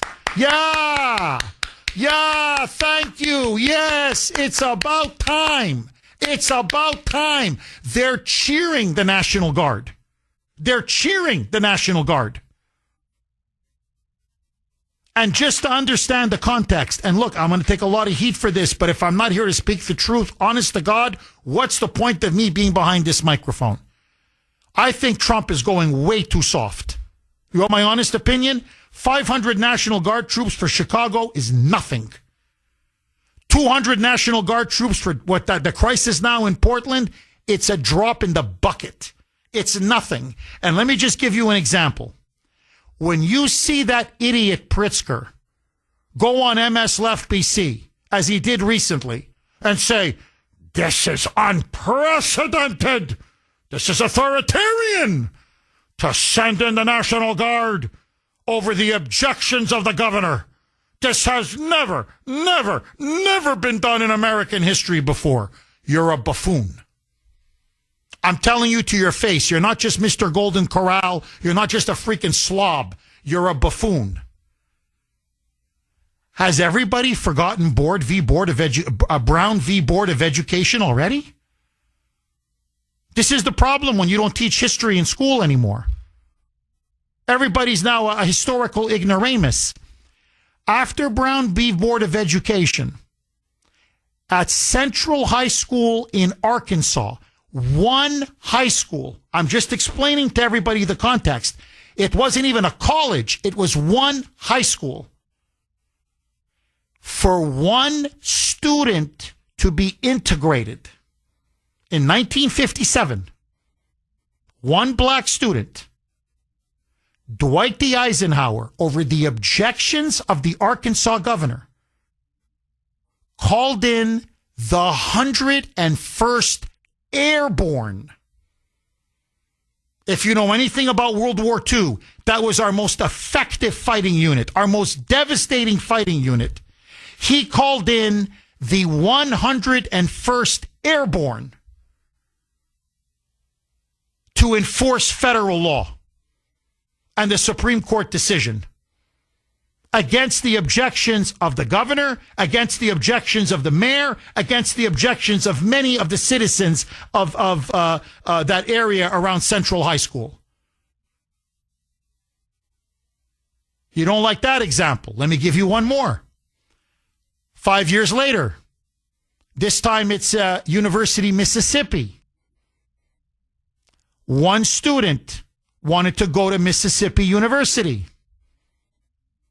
John F. Kennedy, over the objections of the governor, over the objections of the local mayor, called in, listen to this, 31,000 National Guard troops. Not 500, not 200, not 300, 31,000.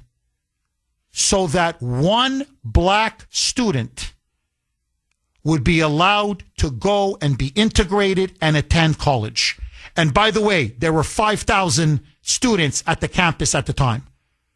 So 31,000 for 5,000, 6-1.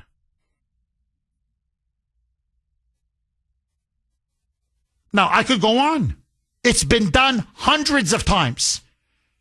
Not dozens, hundreds of times against the wishes of the governor, against the wishes of the mayor. But suddenly now Trump is doing it. It's a dictatorship. This is tyranny. We only have, what was the latest now they came out? What was it, Chuck Schumer? We have 4 months left before our democracy is over. They're inciting. They know exactly who they're inciting. They're going wink, wink to Antifa, burn the whole damn thing down. That's what they're doing, Andy. That's what they're doing. Trump shouldn't send in 500 National Guard troops. He should send 5,000 to Chicago. He shouldn't be sending in 400 National Guard troops to Portland. He should be sending 3 to 4 to 5,000 into Portland. In other words, exactly to your point, invoke the Insurrection Act, send in the National Guard, send in federalized troops, go hard, go heavy. Eisenhower did it. 617-266-6868 is the number. Okay, let me ask you, the great audience of Kuhner Country, what do you think will be harder to defeat? Hamas or Antifa? What's going to be more difficult to eventually get a peace deal with? Antifa or Hamas? Trump now, having for the most part now smashed Hamas, and the historic signing, the peace summit yesterday. Israel now obviously victorious in that war. The Israeli hostages have thankfully come home, and now Hamas scattered, on the run, isolated, with most of the Arab world having turned against them. Now Trump wants to focus on the domestic terrorist threat within. What does Trump need to do to defeat Antifa? And do you think he's being tough enough? And does he have the team around him to take the fight to Antifa? 617-266-6868. Is Antifa a domestic terrorist network? And do they pose a danger to the stability and security of the United States? I say yes. What say you? Judy in Cambridge. Thanks for holding, Judy, and welcome. Hi, Jeff. Hi, can Judy. you hear me? I can hear you. Can you hear me? Yes. Well, thank you for taking my call. My pleasure. And I can confirm what you said earlier, that these protests across the country might be impacting Boston or could. And I can confirm that already that is happening to me last week.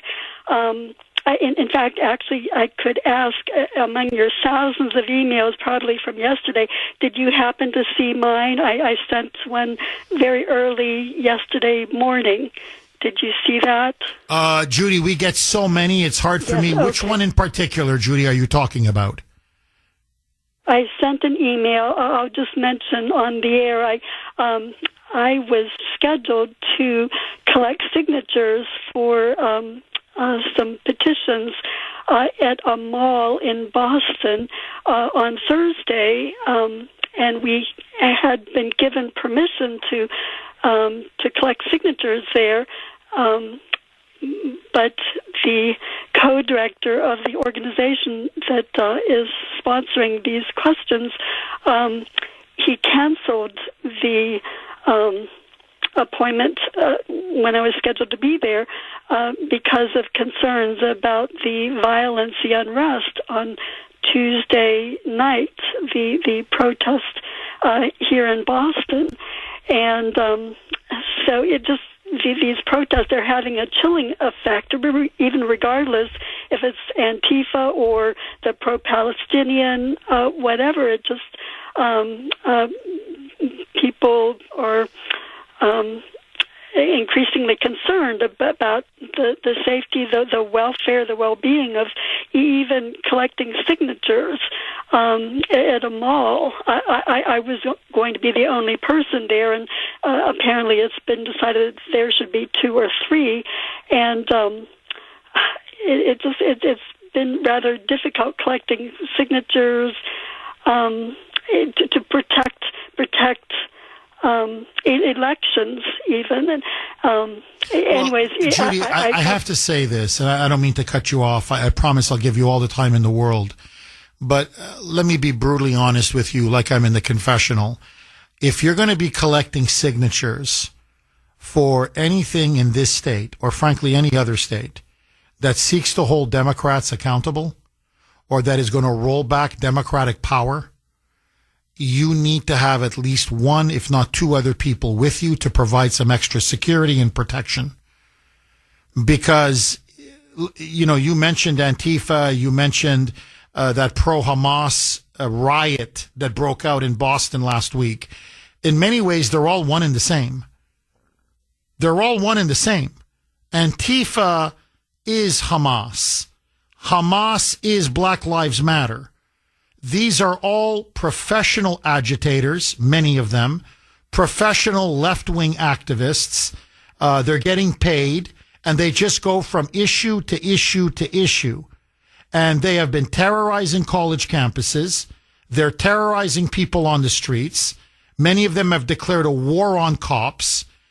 And the problem is you have, like in Boston, they have been coddled, they've been appeased, and they think they've gotten emboldened. They think they can do anything with impunity.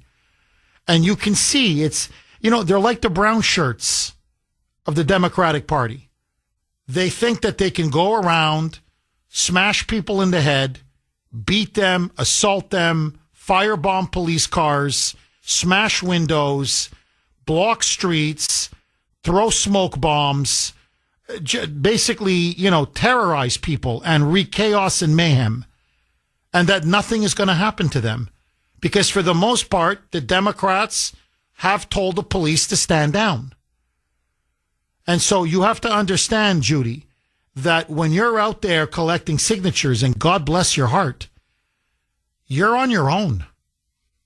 That's why you need to have a network of people, even if it's just 2 or 3, who will help you, cover your back, watch your back, and also be there, very important, with the phone, the iPhone, the smartphone, whatever, to record everything. Because that's what's undoing Antifa now, is the fact now they keep getting recorded on video. That's why whenever they see somebody at one of their protests or riots with a cell phone, they go absolutely berserk. 617-266-6868 is the number. Okay, my friends, please, whatever you're doing right now, please, I want you to stop, and you have to hear this. If you want to know why, in many of these blue cities and blue states, the racket, the scam that these Democrat mayors and governors are running is they keep saying, well, the statistics show crime is down. Well, the reason why crime is down is because their police are being ordered not to take police reports. So if there's a crime that's committed and you don't report it, then it doesn't go into the statistics. It's like it never happened. So listen, this is what's happening in Portland, for example. So listen now to this. A group of Portland small business owners now say it has gotten so bad in downtown Portland that they have to speak out before it's too late. So this is a woman who owns a bar in downtown Portland. And this is what she's now publicly testifying to in front of the Portland City Council. That they have regular criminals, i.e. Antifa, who vandalize and rob them routinely, even at gunpoint. In fact, people show up with guns weekly, every week, in fact, every weekend at their bar. The police come, no names are taken, no charges are ever filed, and there are no police reports ever made. Now, here is what she said, directly now under oath to the City Council of Portland. By the way, where's the media on this? And it was one business owner after another, after another, after another, after another. Quote, I have to be honest. I have never felt so unsafe in this city. We've had people that have been 86. They come back with guns in hand, standing a foot off of our sidewalk for hours, every single weekend. Every single weekend. Our staff is terrified. We've endured break-ins, vandalism, We've been held up by gunpoint, and it feels like no one is coming, i.e. the police. A few months ago at our bar, there was a group of people that descended upon us. These were Antifa thugs. We have to shut down all the time. There were 45 people. 2 women in the group started breaking glasses in our bar. They started to stab each other. Our bartender called us, the owners. We pulled up the security cameras live. She was screaming. Blood splattered on the security cameras. The police came. No name was taken, no report, no accountability, and this is not an isolated incident. And then she repeats it again. The police come.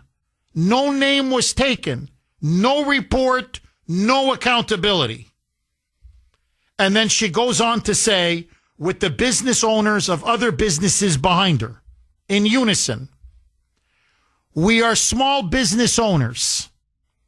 We are the heartbeat of Portland, and we are hanging on by a thread. Everybody's leaving. I'm like, where are you going? We're leaving Portland. We're out of here. This is seriously life or death for our employees, for our customers. Now, this is how Democrats keep crime statistics down. They just don't have their police do police reports, even for armed robberies. That's how bad the situation is. And my friends, it's not just that crime is out of control, because we've had periods, 1970s, crime was very bad in many cities. But we didn't have a corrupted police department. And what I mean by that, to the men and women in blue that I love, I don't mean corrupt as in on the take or taking money or being bribed. I mean infiltrated by the radical left, in collaboration and in cahoots with the radical Democrat mayor of a city who is in bed with these militias, these paramilitary. Antifa is essentially a communist, anarchist, paramilitary group. That's what they are. They're a communist, anarchist, paramilitary organization. And they're dispersed in city after city. Now, you didn't have that. I know crime was bad, say, in New York in the 1970s, and 80s under Dinkins until Giuliani came and cleaned it up. We've had these periods before.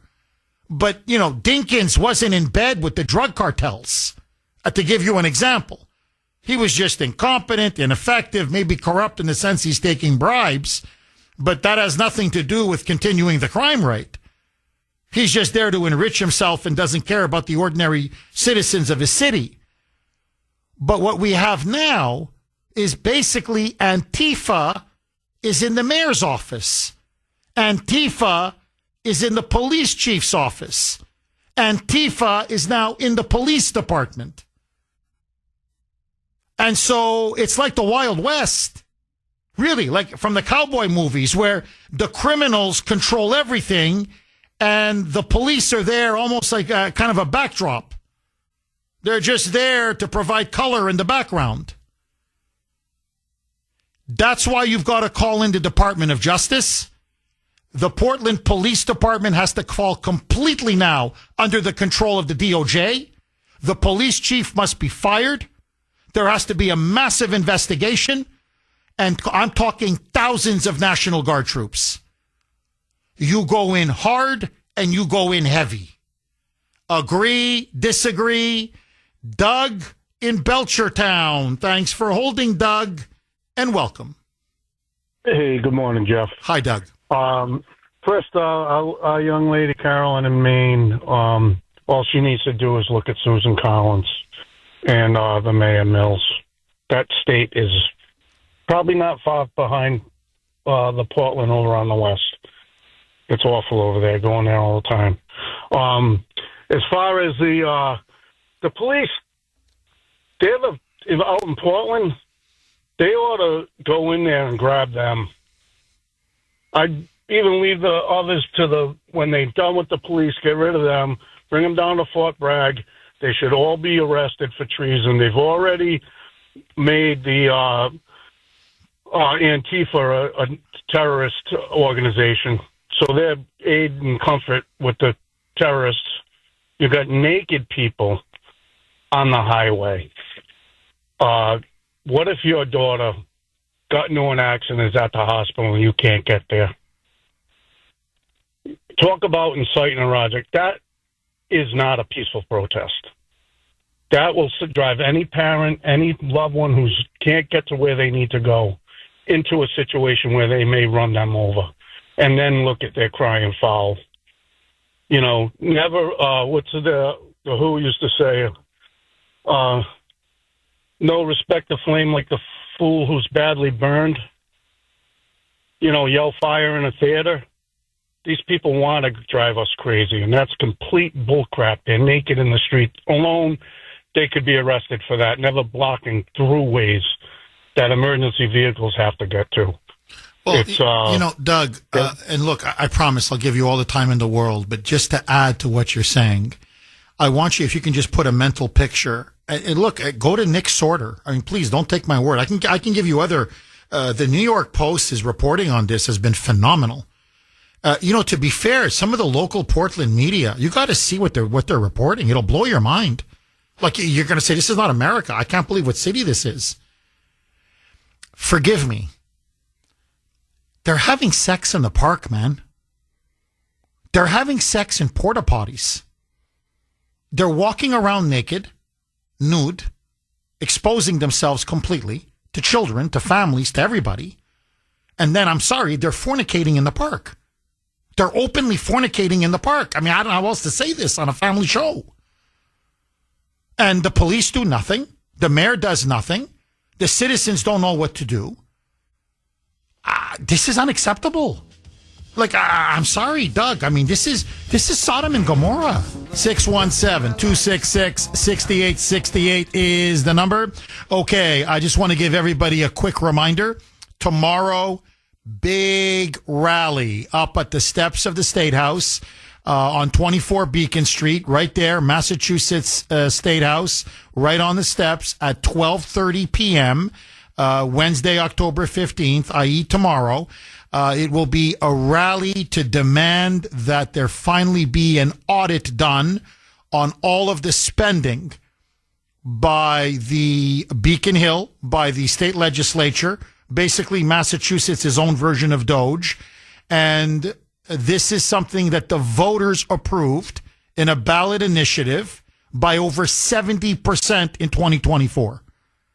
So all we're asking for is that the corrupt politicians on Beacon Hill abide by the will of the people and open up the books so we can see exactly what they've been spending all of our money on.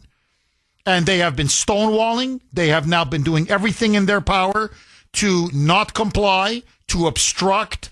And so State Auditor Diana DiZoglio, who, by the way, is a Democrat, she is going to be speaking at the rally tomorrow because they are preventing her from doing a thorough, proper, comprehensive audit according to the will of the voters. So again, it will be tomorrow, steps of the State House, Beacon Street, 24 Beacon Street in Boston at 12:30 p.m. It will be a bipartisan rally. There will be Democrats, Republicans, independents speaking, and I hope as many of you can show up as possible.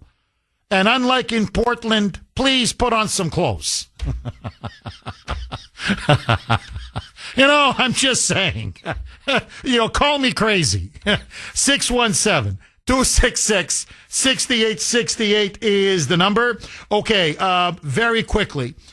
This is a really fascinating point. You can text the Kuhner Man, 70470, 70470. This is from 603. Jeff, I've been saying the same thing ever since Antifa and Black Lives Matter first started rearing their ugly heads in America. This is why the Second Amendment starts by declaring a well-regulated militia being necessary to the security of a free state. America has been rendered a sitting duck for this sort of anarchy because the public allowed their constitutionally granted militias to be disbanded and supposedly replaced by the quote-unquote National Guard. The militia wasn't subservient to the mayor or to the governor or even to the president. It answered only to the people and to the Constitution because it was made up of the people of that state, and its job was to protect that state from insurrection, invasion, and to enforce the Constitution. It couldn't be made to stand down, and if we had our state-sanctioned militias, we wouldn't have seen any of this happen because it would have been felt with immediately. You know, that is an excellent point. That is an absolutely excellent point. But look, we do live now in the country that we have. We do have a National Guard. They can be federalized by President Trump. And I've said it's been done many times in the past. I gave multiple examples, even against the will of the mayor, even against the will of the governor. It doesn't matter. And President Trump, I believe now it is high time, in fact, past time, invoke the Insurrection Act and call in the military. Call in the National Guard, federalize the troops, and bring in thousands of them, bring order to Portland, bring order to Chicago, bring order to L.A., bring order to San Francisco, and yes, send them to Boston as well. Enough is enough. Agree, disagree. Roman in Boston. Thanks for holding, Roman, and welcome. Good morning, Jeff. How are you? Very good. How are you, Roman? I'm okay, Jeff. Jeff, I've dedicated 30 years to law enforcement, and it sickens me and saddens me to see what's going on in these major cities with the police departments. The Gen X cop is gone. We're leaving. We're gone. We're at the end of this rainbow. And now you have a lot of, millennials who are heavily indoctrinated coming into police departments. And you're absolutely right. Antifa is infiltrating police departments. This doesn't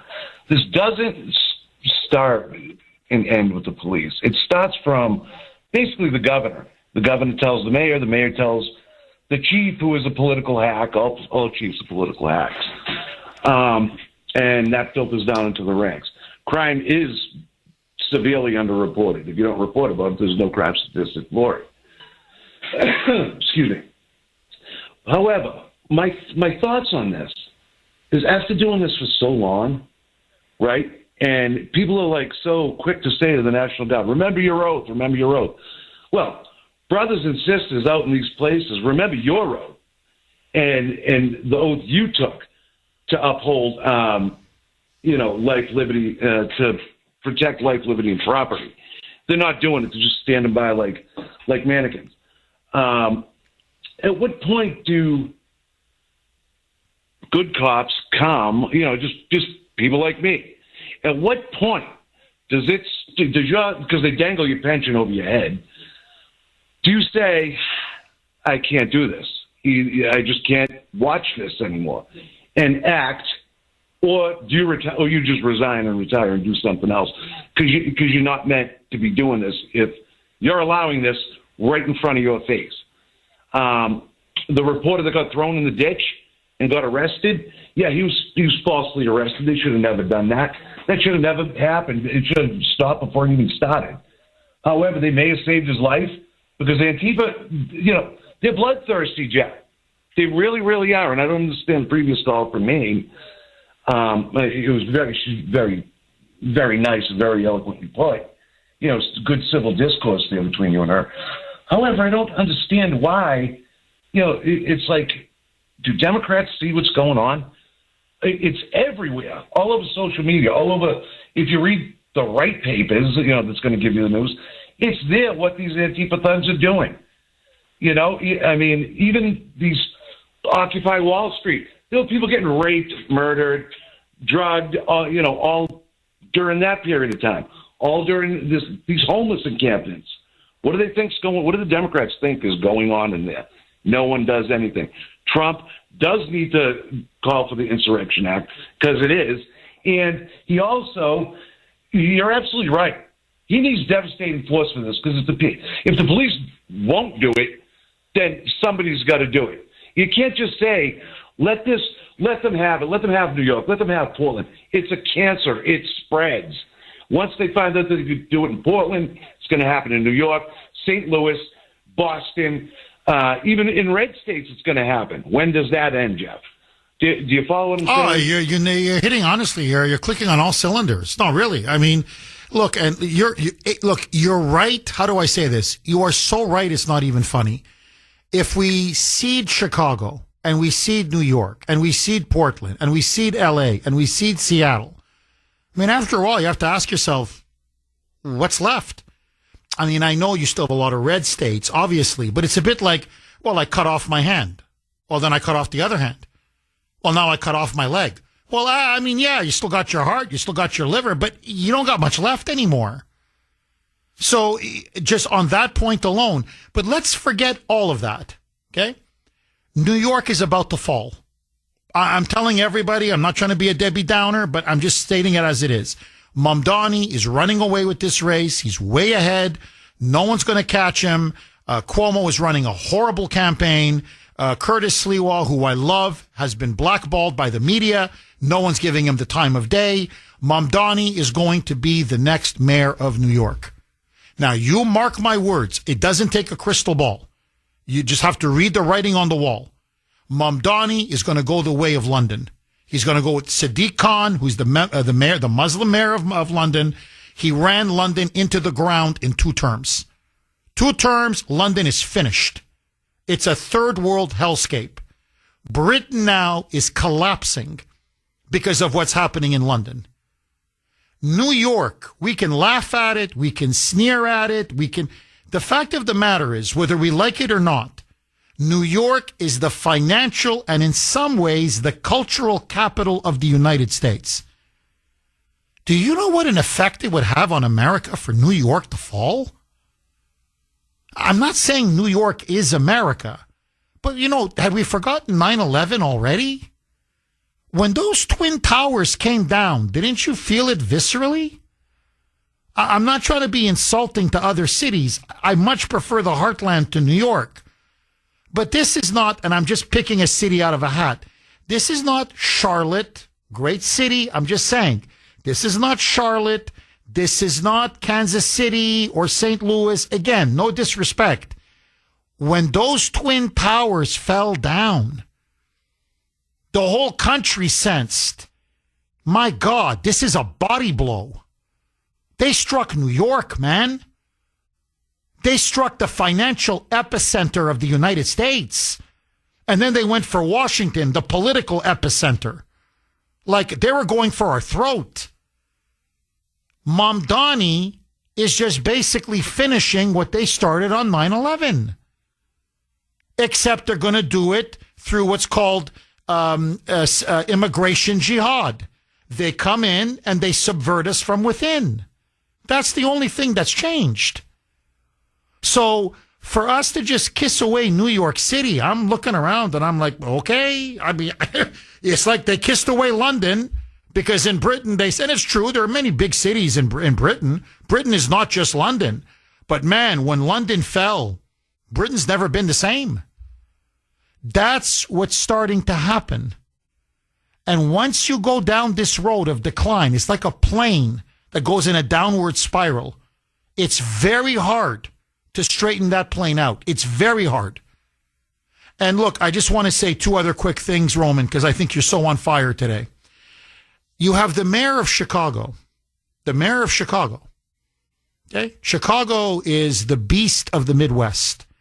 It's in some ways the New York of the Midwest. I lived in Chicago, or just outside of Chicago, for nearly a year when I was an editor at a small conservative magazine. It is an incredible city. Forget, I know now the crime and the illegal immigration, but I'm telling you, Chicago is a giant of a city. It has so much, or at least it did. It had so much to offer. Just a great American city.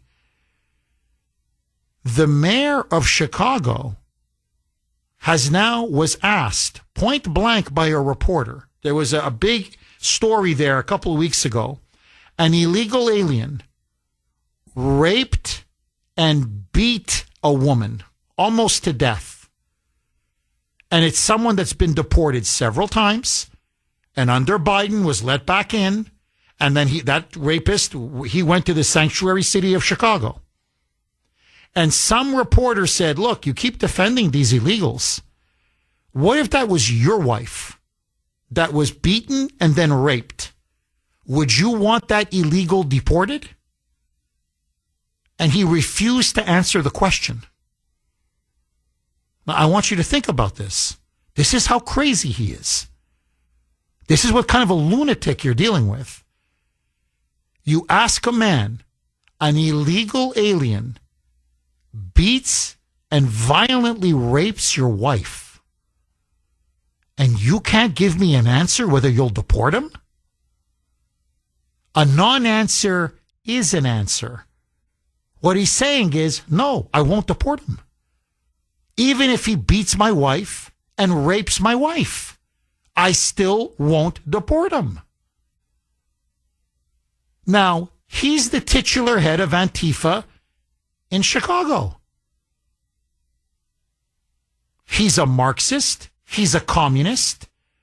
He's inciting Antifa. He encourages Antifa. He protects and coddles Antifa. He's given orders to the police to not arrest Antifa, but to protect Antifa. And what he's basically saying is, I'm so in bed with the illegal aliens, these invaders, and Antifa, our street militia, they can even rape my wife, and I won't touch them. They can rape my wife. You got a problem. Like, your city is not going to survive. You can survive a corrupt mayor. You can survive a bad mayor. You can't survive this kind of a mayor. You can't. I'm telling you, you can't. Today is the 32nd birthday, or would have been the 32nd birthday of Charlie Kirk. Today.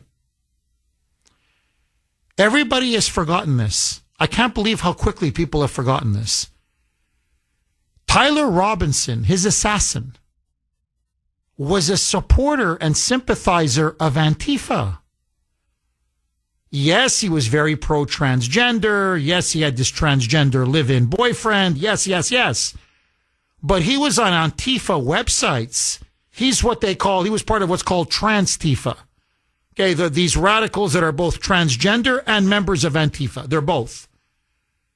Antifa assassinated Charlie Kirk.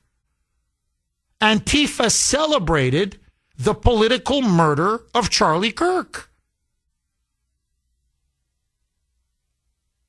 And now they're infiltrating police departments? And I got a story for everybody at the next break. Now they're even infiltrating the military. You're not going to believe what was said by this brigadier general in Oregon about if Trump should deploy the National Guard, what he's going to do. You're not going to believe it. I'm telling you, you're not going to believe it. So they're now infiltrating the FBI. They're infiltrating the Justice Department. They're infiltrating the CIA. They're infiltrating now local police departments. They're infiltrating the military. They're not playing around. And this is what Trump said recently. He said, you're going to find out very soon. He's got Scott Bessent, the Treasury Secretary. Scott Bessent is now the one that's uncovering a lot of the funding and the sources of the money and the shadowy financial network behind Antifa.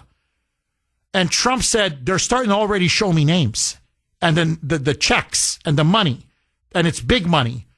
He says, you're going to be shocked at some of the quote unquote mainstream Democrats that are cutting checks to Antifa. How high, how far the support for Antifa runs in the Democratic Party, even among billionaires. And it's a coordinated strategy. Take over every single institution, not just the universities, not just the schools, not just Hollywood, not just, other institutions that you associate with the left. Take over the CIA, take over the Department of Homeland Security, the FBI, the police, and the military. How many more people does Antifa have to kill? How many more assassinations do they have to conduct? How many more ICE agents do they have to threaten? How many more do they have to assault? How many police cars do they have to firebomb? How many more cities do they have to burn to the ground before we finally say, okay, we've taken care of Hamas. We've taken care of Hezbollah. We've taken care of ISIS. We've taken care of Al-Qaeda. We've taken care of these foreign Islamic terrorist groups. But now we got to focus at home. We got to take out the domestic terrorist threat within. And Roman, if they capture the police, you know better than I do. It's a thin blue line between civilization and barbarism. The police, that's one institution you cannot let your enemy take over. They capture the police, Roman, we're in big trouble. Final word to you, my friend. I agree with you 100%. I want to get to one point. Would it be easier? What's easier to take over, Hamas or Antifa? Hamas was way easier to take than Antifa will be because Antifa is here and they have public sentiment here. They have people that can do something about it here that will side with Antifa. So Antifa is going to be a pretty big thing for him to do. We can do it. There's no doubt we can do it. We got to have the spine to do it. You know what I mean? Public sentiment be damned. I don't care what the public thinks. Our cities are falling. Our societies are falling, and we have to do something about it. You know what I mean? The regular American people need to stand up and do something about it. And I'm sick of hearing about, well, we have all the bullets. They're worried about bathrooms. No. That argument, and I've always said it, that argument's out the window. Stop it with that rhetoric. They are here, Antifa, and in my opinion, yeah, them and Black Lives Matter and Hamas are all the same. Antifa is way more dangerous than the other two. I agree. Roman, I agree. And I want to thank you for having the courage to say it. I'm not saying Hamas is not deadly. Of course they are. Look what they did on October 7th, for God's sake, and the others. But Antifa is interwoven now into the fabric of the Democratic Party, into cities all across the country. Now, my God, they're into police departments. That's not going to be an easy nut to crack. I can tell you that. Roman, thank you very, very much for that call. 617-266-6868 is the number. Okay, my friends. Department of Homeland Security released this audio recording. As you know, ICE agents are being villainized, vilified by Democrats, by the media, by these blue state mayors, these sanctuary city mayors and sanctuary state governors, calling them Nazis, fascists, Gestapo, authoritarians, disappearing people, kidnapping people, you name it, they're being called every name in the book. And so now, led by Antifa and these anti-ICE militants, they are now doxing, i.e. revealing the names, the identities, and the addresses of ICE agents and their families. And now the death threats are coming in. A lot of death threats. Here is just a taste now of what ICE officers face on a daily basis. This is a voicemail to the wife of an ICE officer made by some crazy female moonbat. Roll cut 13, Mike. I'm just calling to say, assuming you're married to And with a last name like that, I don't know how you let your husband work for ICE and you sleep at night. You, your family. I hope your kids get deported by accident. How do you sleep? You. Did you hear what happened to the Nazis after World War II? Because that's what's going to happen to your family. Basically, Nuremberg. That's what's going to happen. They're going to get shot. They're going to get executed. They're going to get hanged. I assume the person's last name is a kind of a Latino or Hispanic last name. I'm just guessing. Martinez, Rodriguez, something like that. Garcia, whatever it may be. Because they're like, with that kind of a name, how dare you? How dare you get yourself involved with an ICE agent who's deporting people, killing people, disappearing people. Okay, this is what the Democrats have unleashed. Now, in Oregon, listen now to this. I've been talking about how the left, the radical left, has infiltrated the military. Think Milley as Exhibit A, but it's now much more than just Milley. This is Oregon National Guard Brigadier General Alan Groenewald. Gronewold. Groenewald. Now, several weeks ago, it's only come out now, so the backlash is starting now, but apparently several weeks ago, he testified before an Oregon State Senate subcommittee. And, of course, it's full of these radical open borders Democrats, anti-ICE Democrats. And they asked him about Trump's request to deploy the National Guard to Portland to quell these Antifa riots and these violent anti-ICE protests.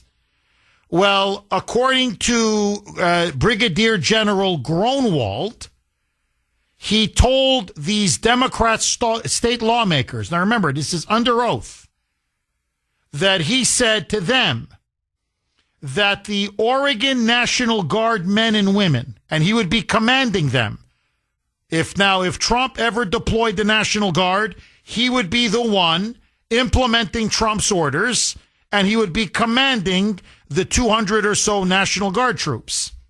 So, this Brigadier General said, under oath, quote, the Oregon National Guard men and women serve two purposes.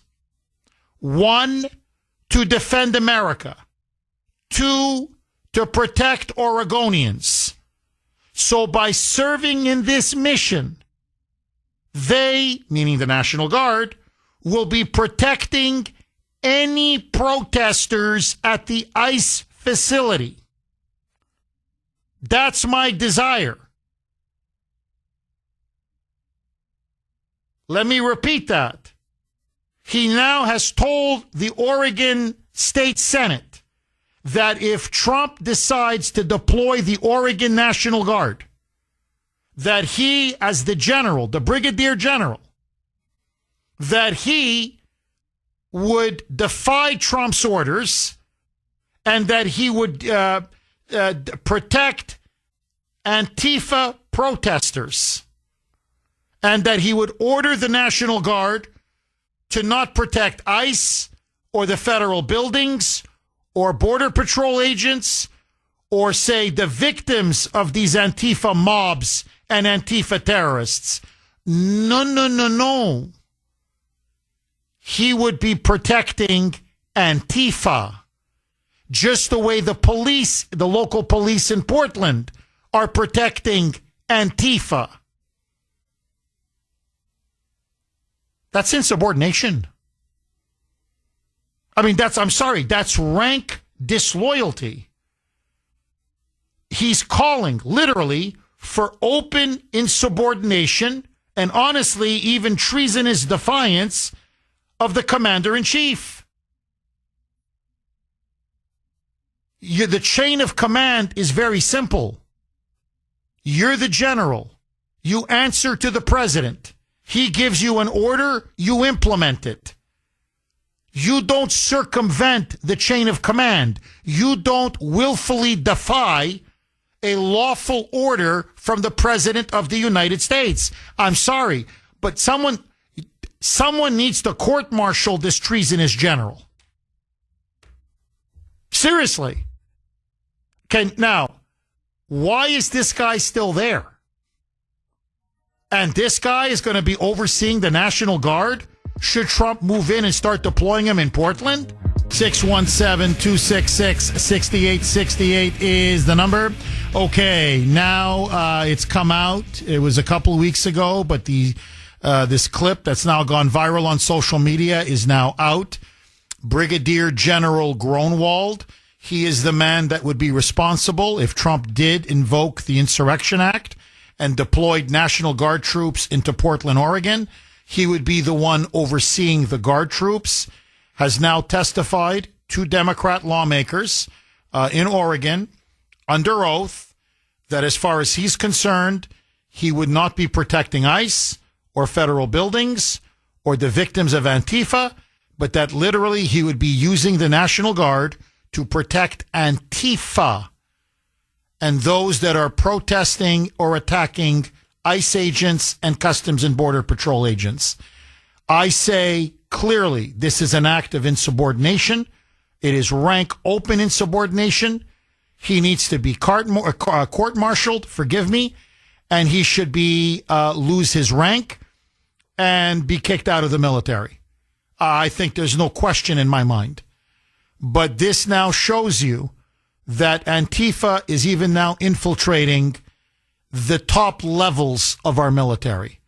It wasn't just Milley and his hacks. Like a cancer, it continues to grow and spread.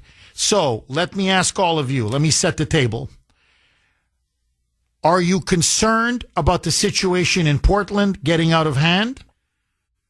And what should President Trump now do? He's faced now with an insurgency, and you now have a top general who, if he would invoke the Insurrection Act, if Trump did, would be helping the insurgents and not uphold federal law or follow a lawful order from the President of the United States.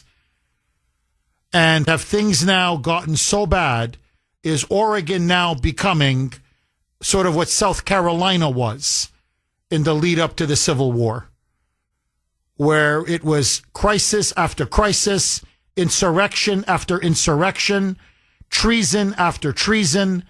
Is Portland, Oregon now ground zero in the radical left's war against the United States?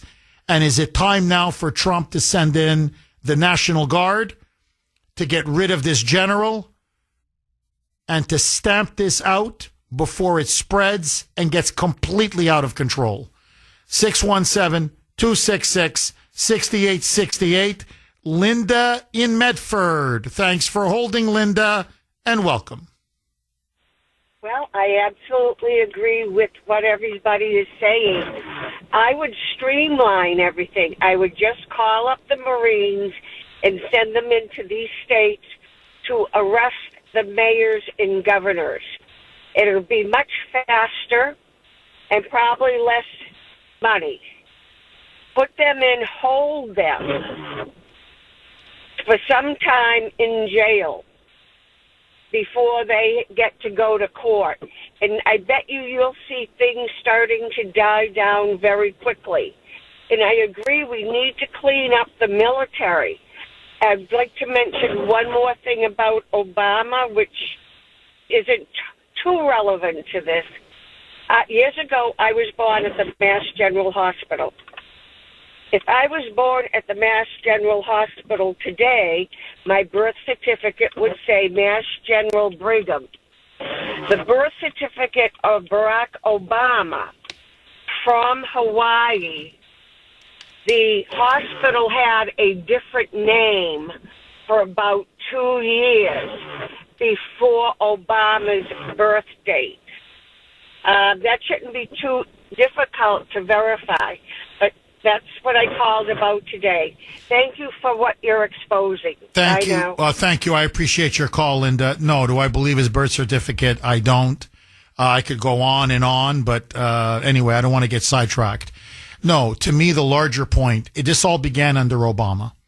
And if you remember, Obama famously said, remember he said this, that the military was not enough, that the National Guard was not enough, that the FBI was not enough, that what he wanted and what he called for was like a paramilitary group, a civilian defense force, or a national civilian police force that was loyal and accountable only to him.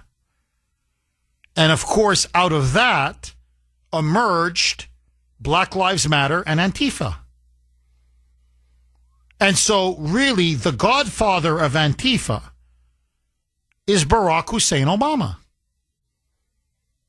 And that's his army. He's a community activist. They call themselves community activists. And they are hardcore anti-American Marxists, anarchists, communists who are subverting the United States from within. And by the way, as I speak to you now, again, I told you it's between Portland and Chicago. Those are the two epicenters. Pritzker now is saying that the tables are now going to turn on ICE. And Johnson now, the mayor of Chicago, this is a dramatic escalation, is not just calling for all-out resistance, but now he is ordering Democrats and these so-called protesters, Antifa, to storm a fence. This is in Broadview, Illinois, just west of Chicago. It's a suburb where one of the big ICE detention facilities are.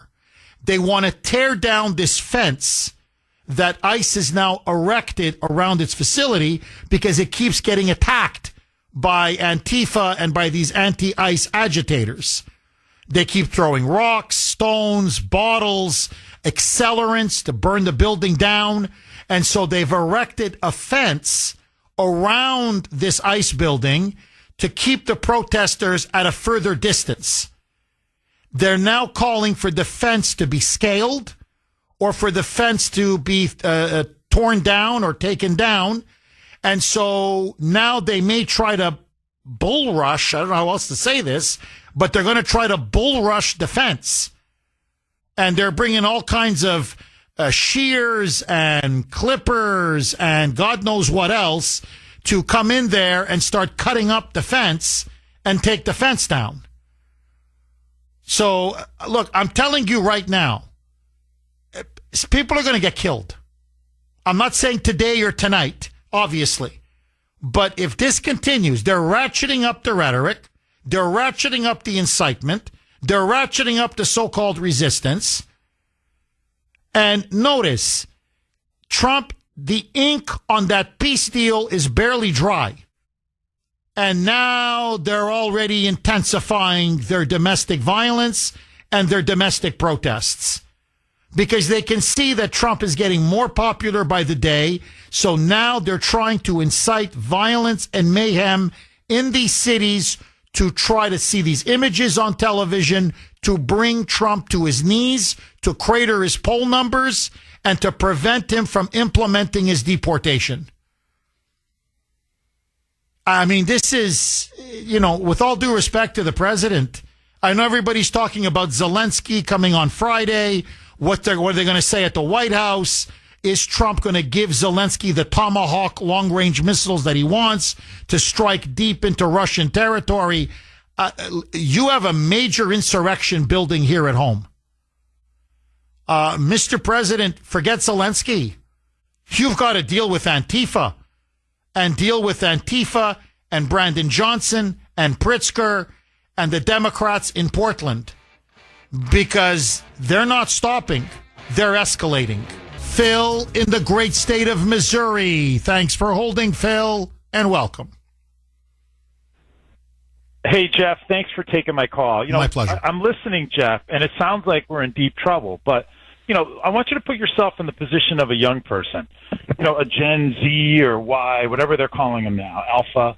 Okay, you're encouraged to go to college when you probably shouldn't go. You graduate with an ungodly amount of debt, right? And then the job market doesn't even give you opportunities where you can actually pay off the debt. Okay, and then you turn to the Republican Party. Oh, and they snub their nose at you, and they say, oh, no, we're not budgeting an inch. We will not offer you any type of loan forgiveness. And then they say, okay. The ones that didn't go, they turn around and they say, okay, I want to buy a house. It's unaffordable now. Absolutely unaffordable. Groceries, unaffordable. Live on your own, unaffordable. And then as far as marriage is concerned, nobody is interested in getting married. Nobody can afford to have children. So how do we give these young people a country worth fighting for, Jeff? Give them something that they're willing to go to bat for. Because at the stand, I want you to seriously put yourself in a young person's shoes and say, is this the country that I want to save? Or maybe Mamdani, hey, he's offering me, I don't care, groceries, affordable groceries. I'm so desperate right now, I'll take it. Because guess what? The other party, they tell me to suck it up and pull it up from the bootstraps. Absolutely not. That is insensitive. And in my opinion, it is a really foolish thing to do. You know, I voted for Trump not because of, you know, everything that he said he would do, but I knew he wasn't a total conservative, and I knew he was kind of a liberal. And I figure, you know something, 80% of something is better than 100% of nothing. And I feel like we're on the path to 100% of nothing if we don't start listening and, you know, at least bending a little bit as far as helping young people out. You know, I don't know how you feel about that, but if I were a young person, I don't know would you want to be drafted right now and fight for the country? I mean, as a young person, not from the perspective you're coming in at, but from the one that they're coming in at. Well, you know, Phil, you, I think, very eloquently have summed up and I'm not saying you're a supporter of Mamdani. What I'm saying is the reason for the massive support for Mamdani, the so-called Mamdani phenomenon, because he's tapping into that. He's telling them, you know, you've got student loan up to your eyeballs. I'll forgive it. Your rent is too high. I'll freeze it.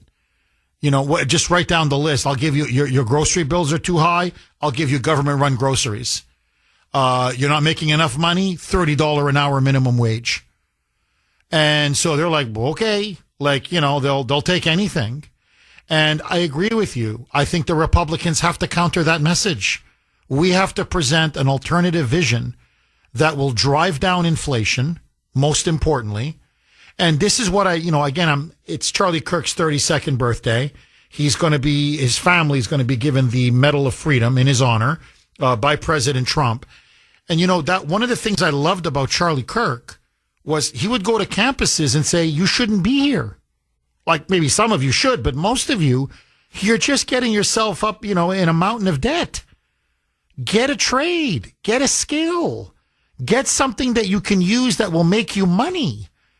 Instead of a degree that really is almost worthless on the job market, and you're going to be spending the rest of your life paying it off.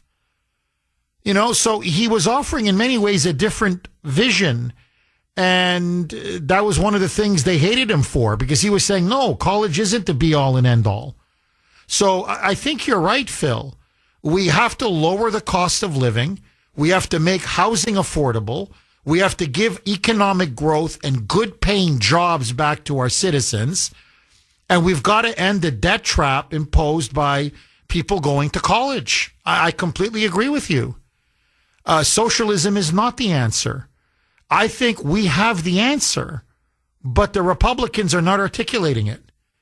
And I think that's why Mamdani is winning. And frankly, elsewhere. And that's not just Mamdani. Phil, thank you very much for that call. Very good call. Mike in Saugus. Thanks for holding, Mike, and welcome. Yes, hello. How you doing? Good. Mike, I hate to rush you. I've got 1 minute. The floor is yours. Go. That means I got 15 seconds because Mike is going to cut me off. But I'll say it quickly. Trump has got to do a little bit more. We have too many problems in our country. They have to be addressed. He's got to get rid of Pam Bondi. He's got to get somebody there that is going to do the job and start arresting some of these mayor and governors. Look at the problems we have here in Massachusetts.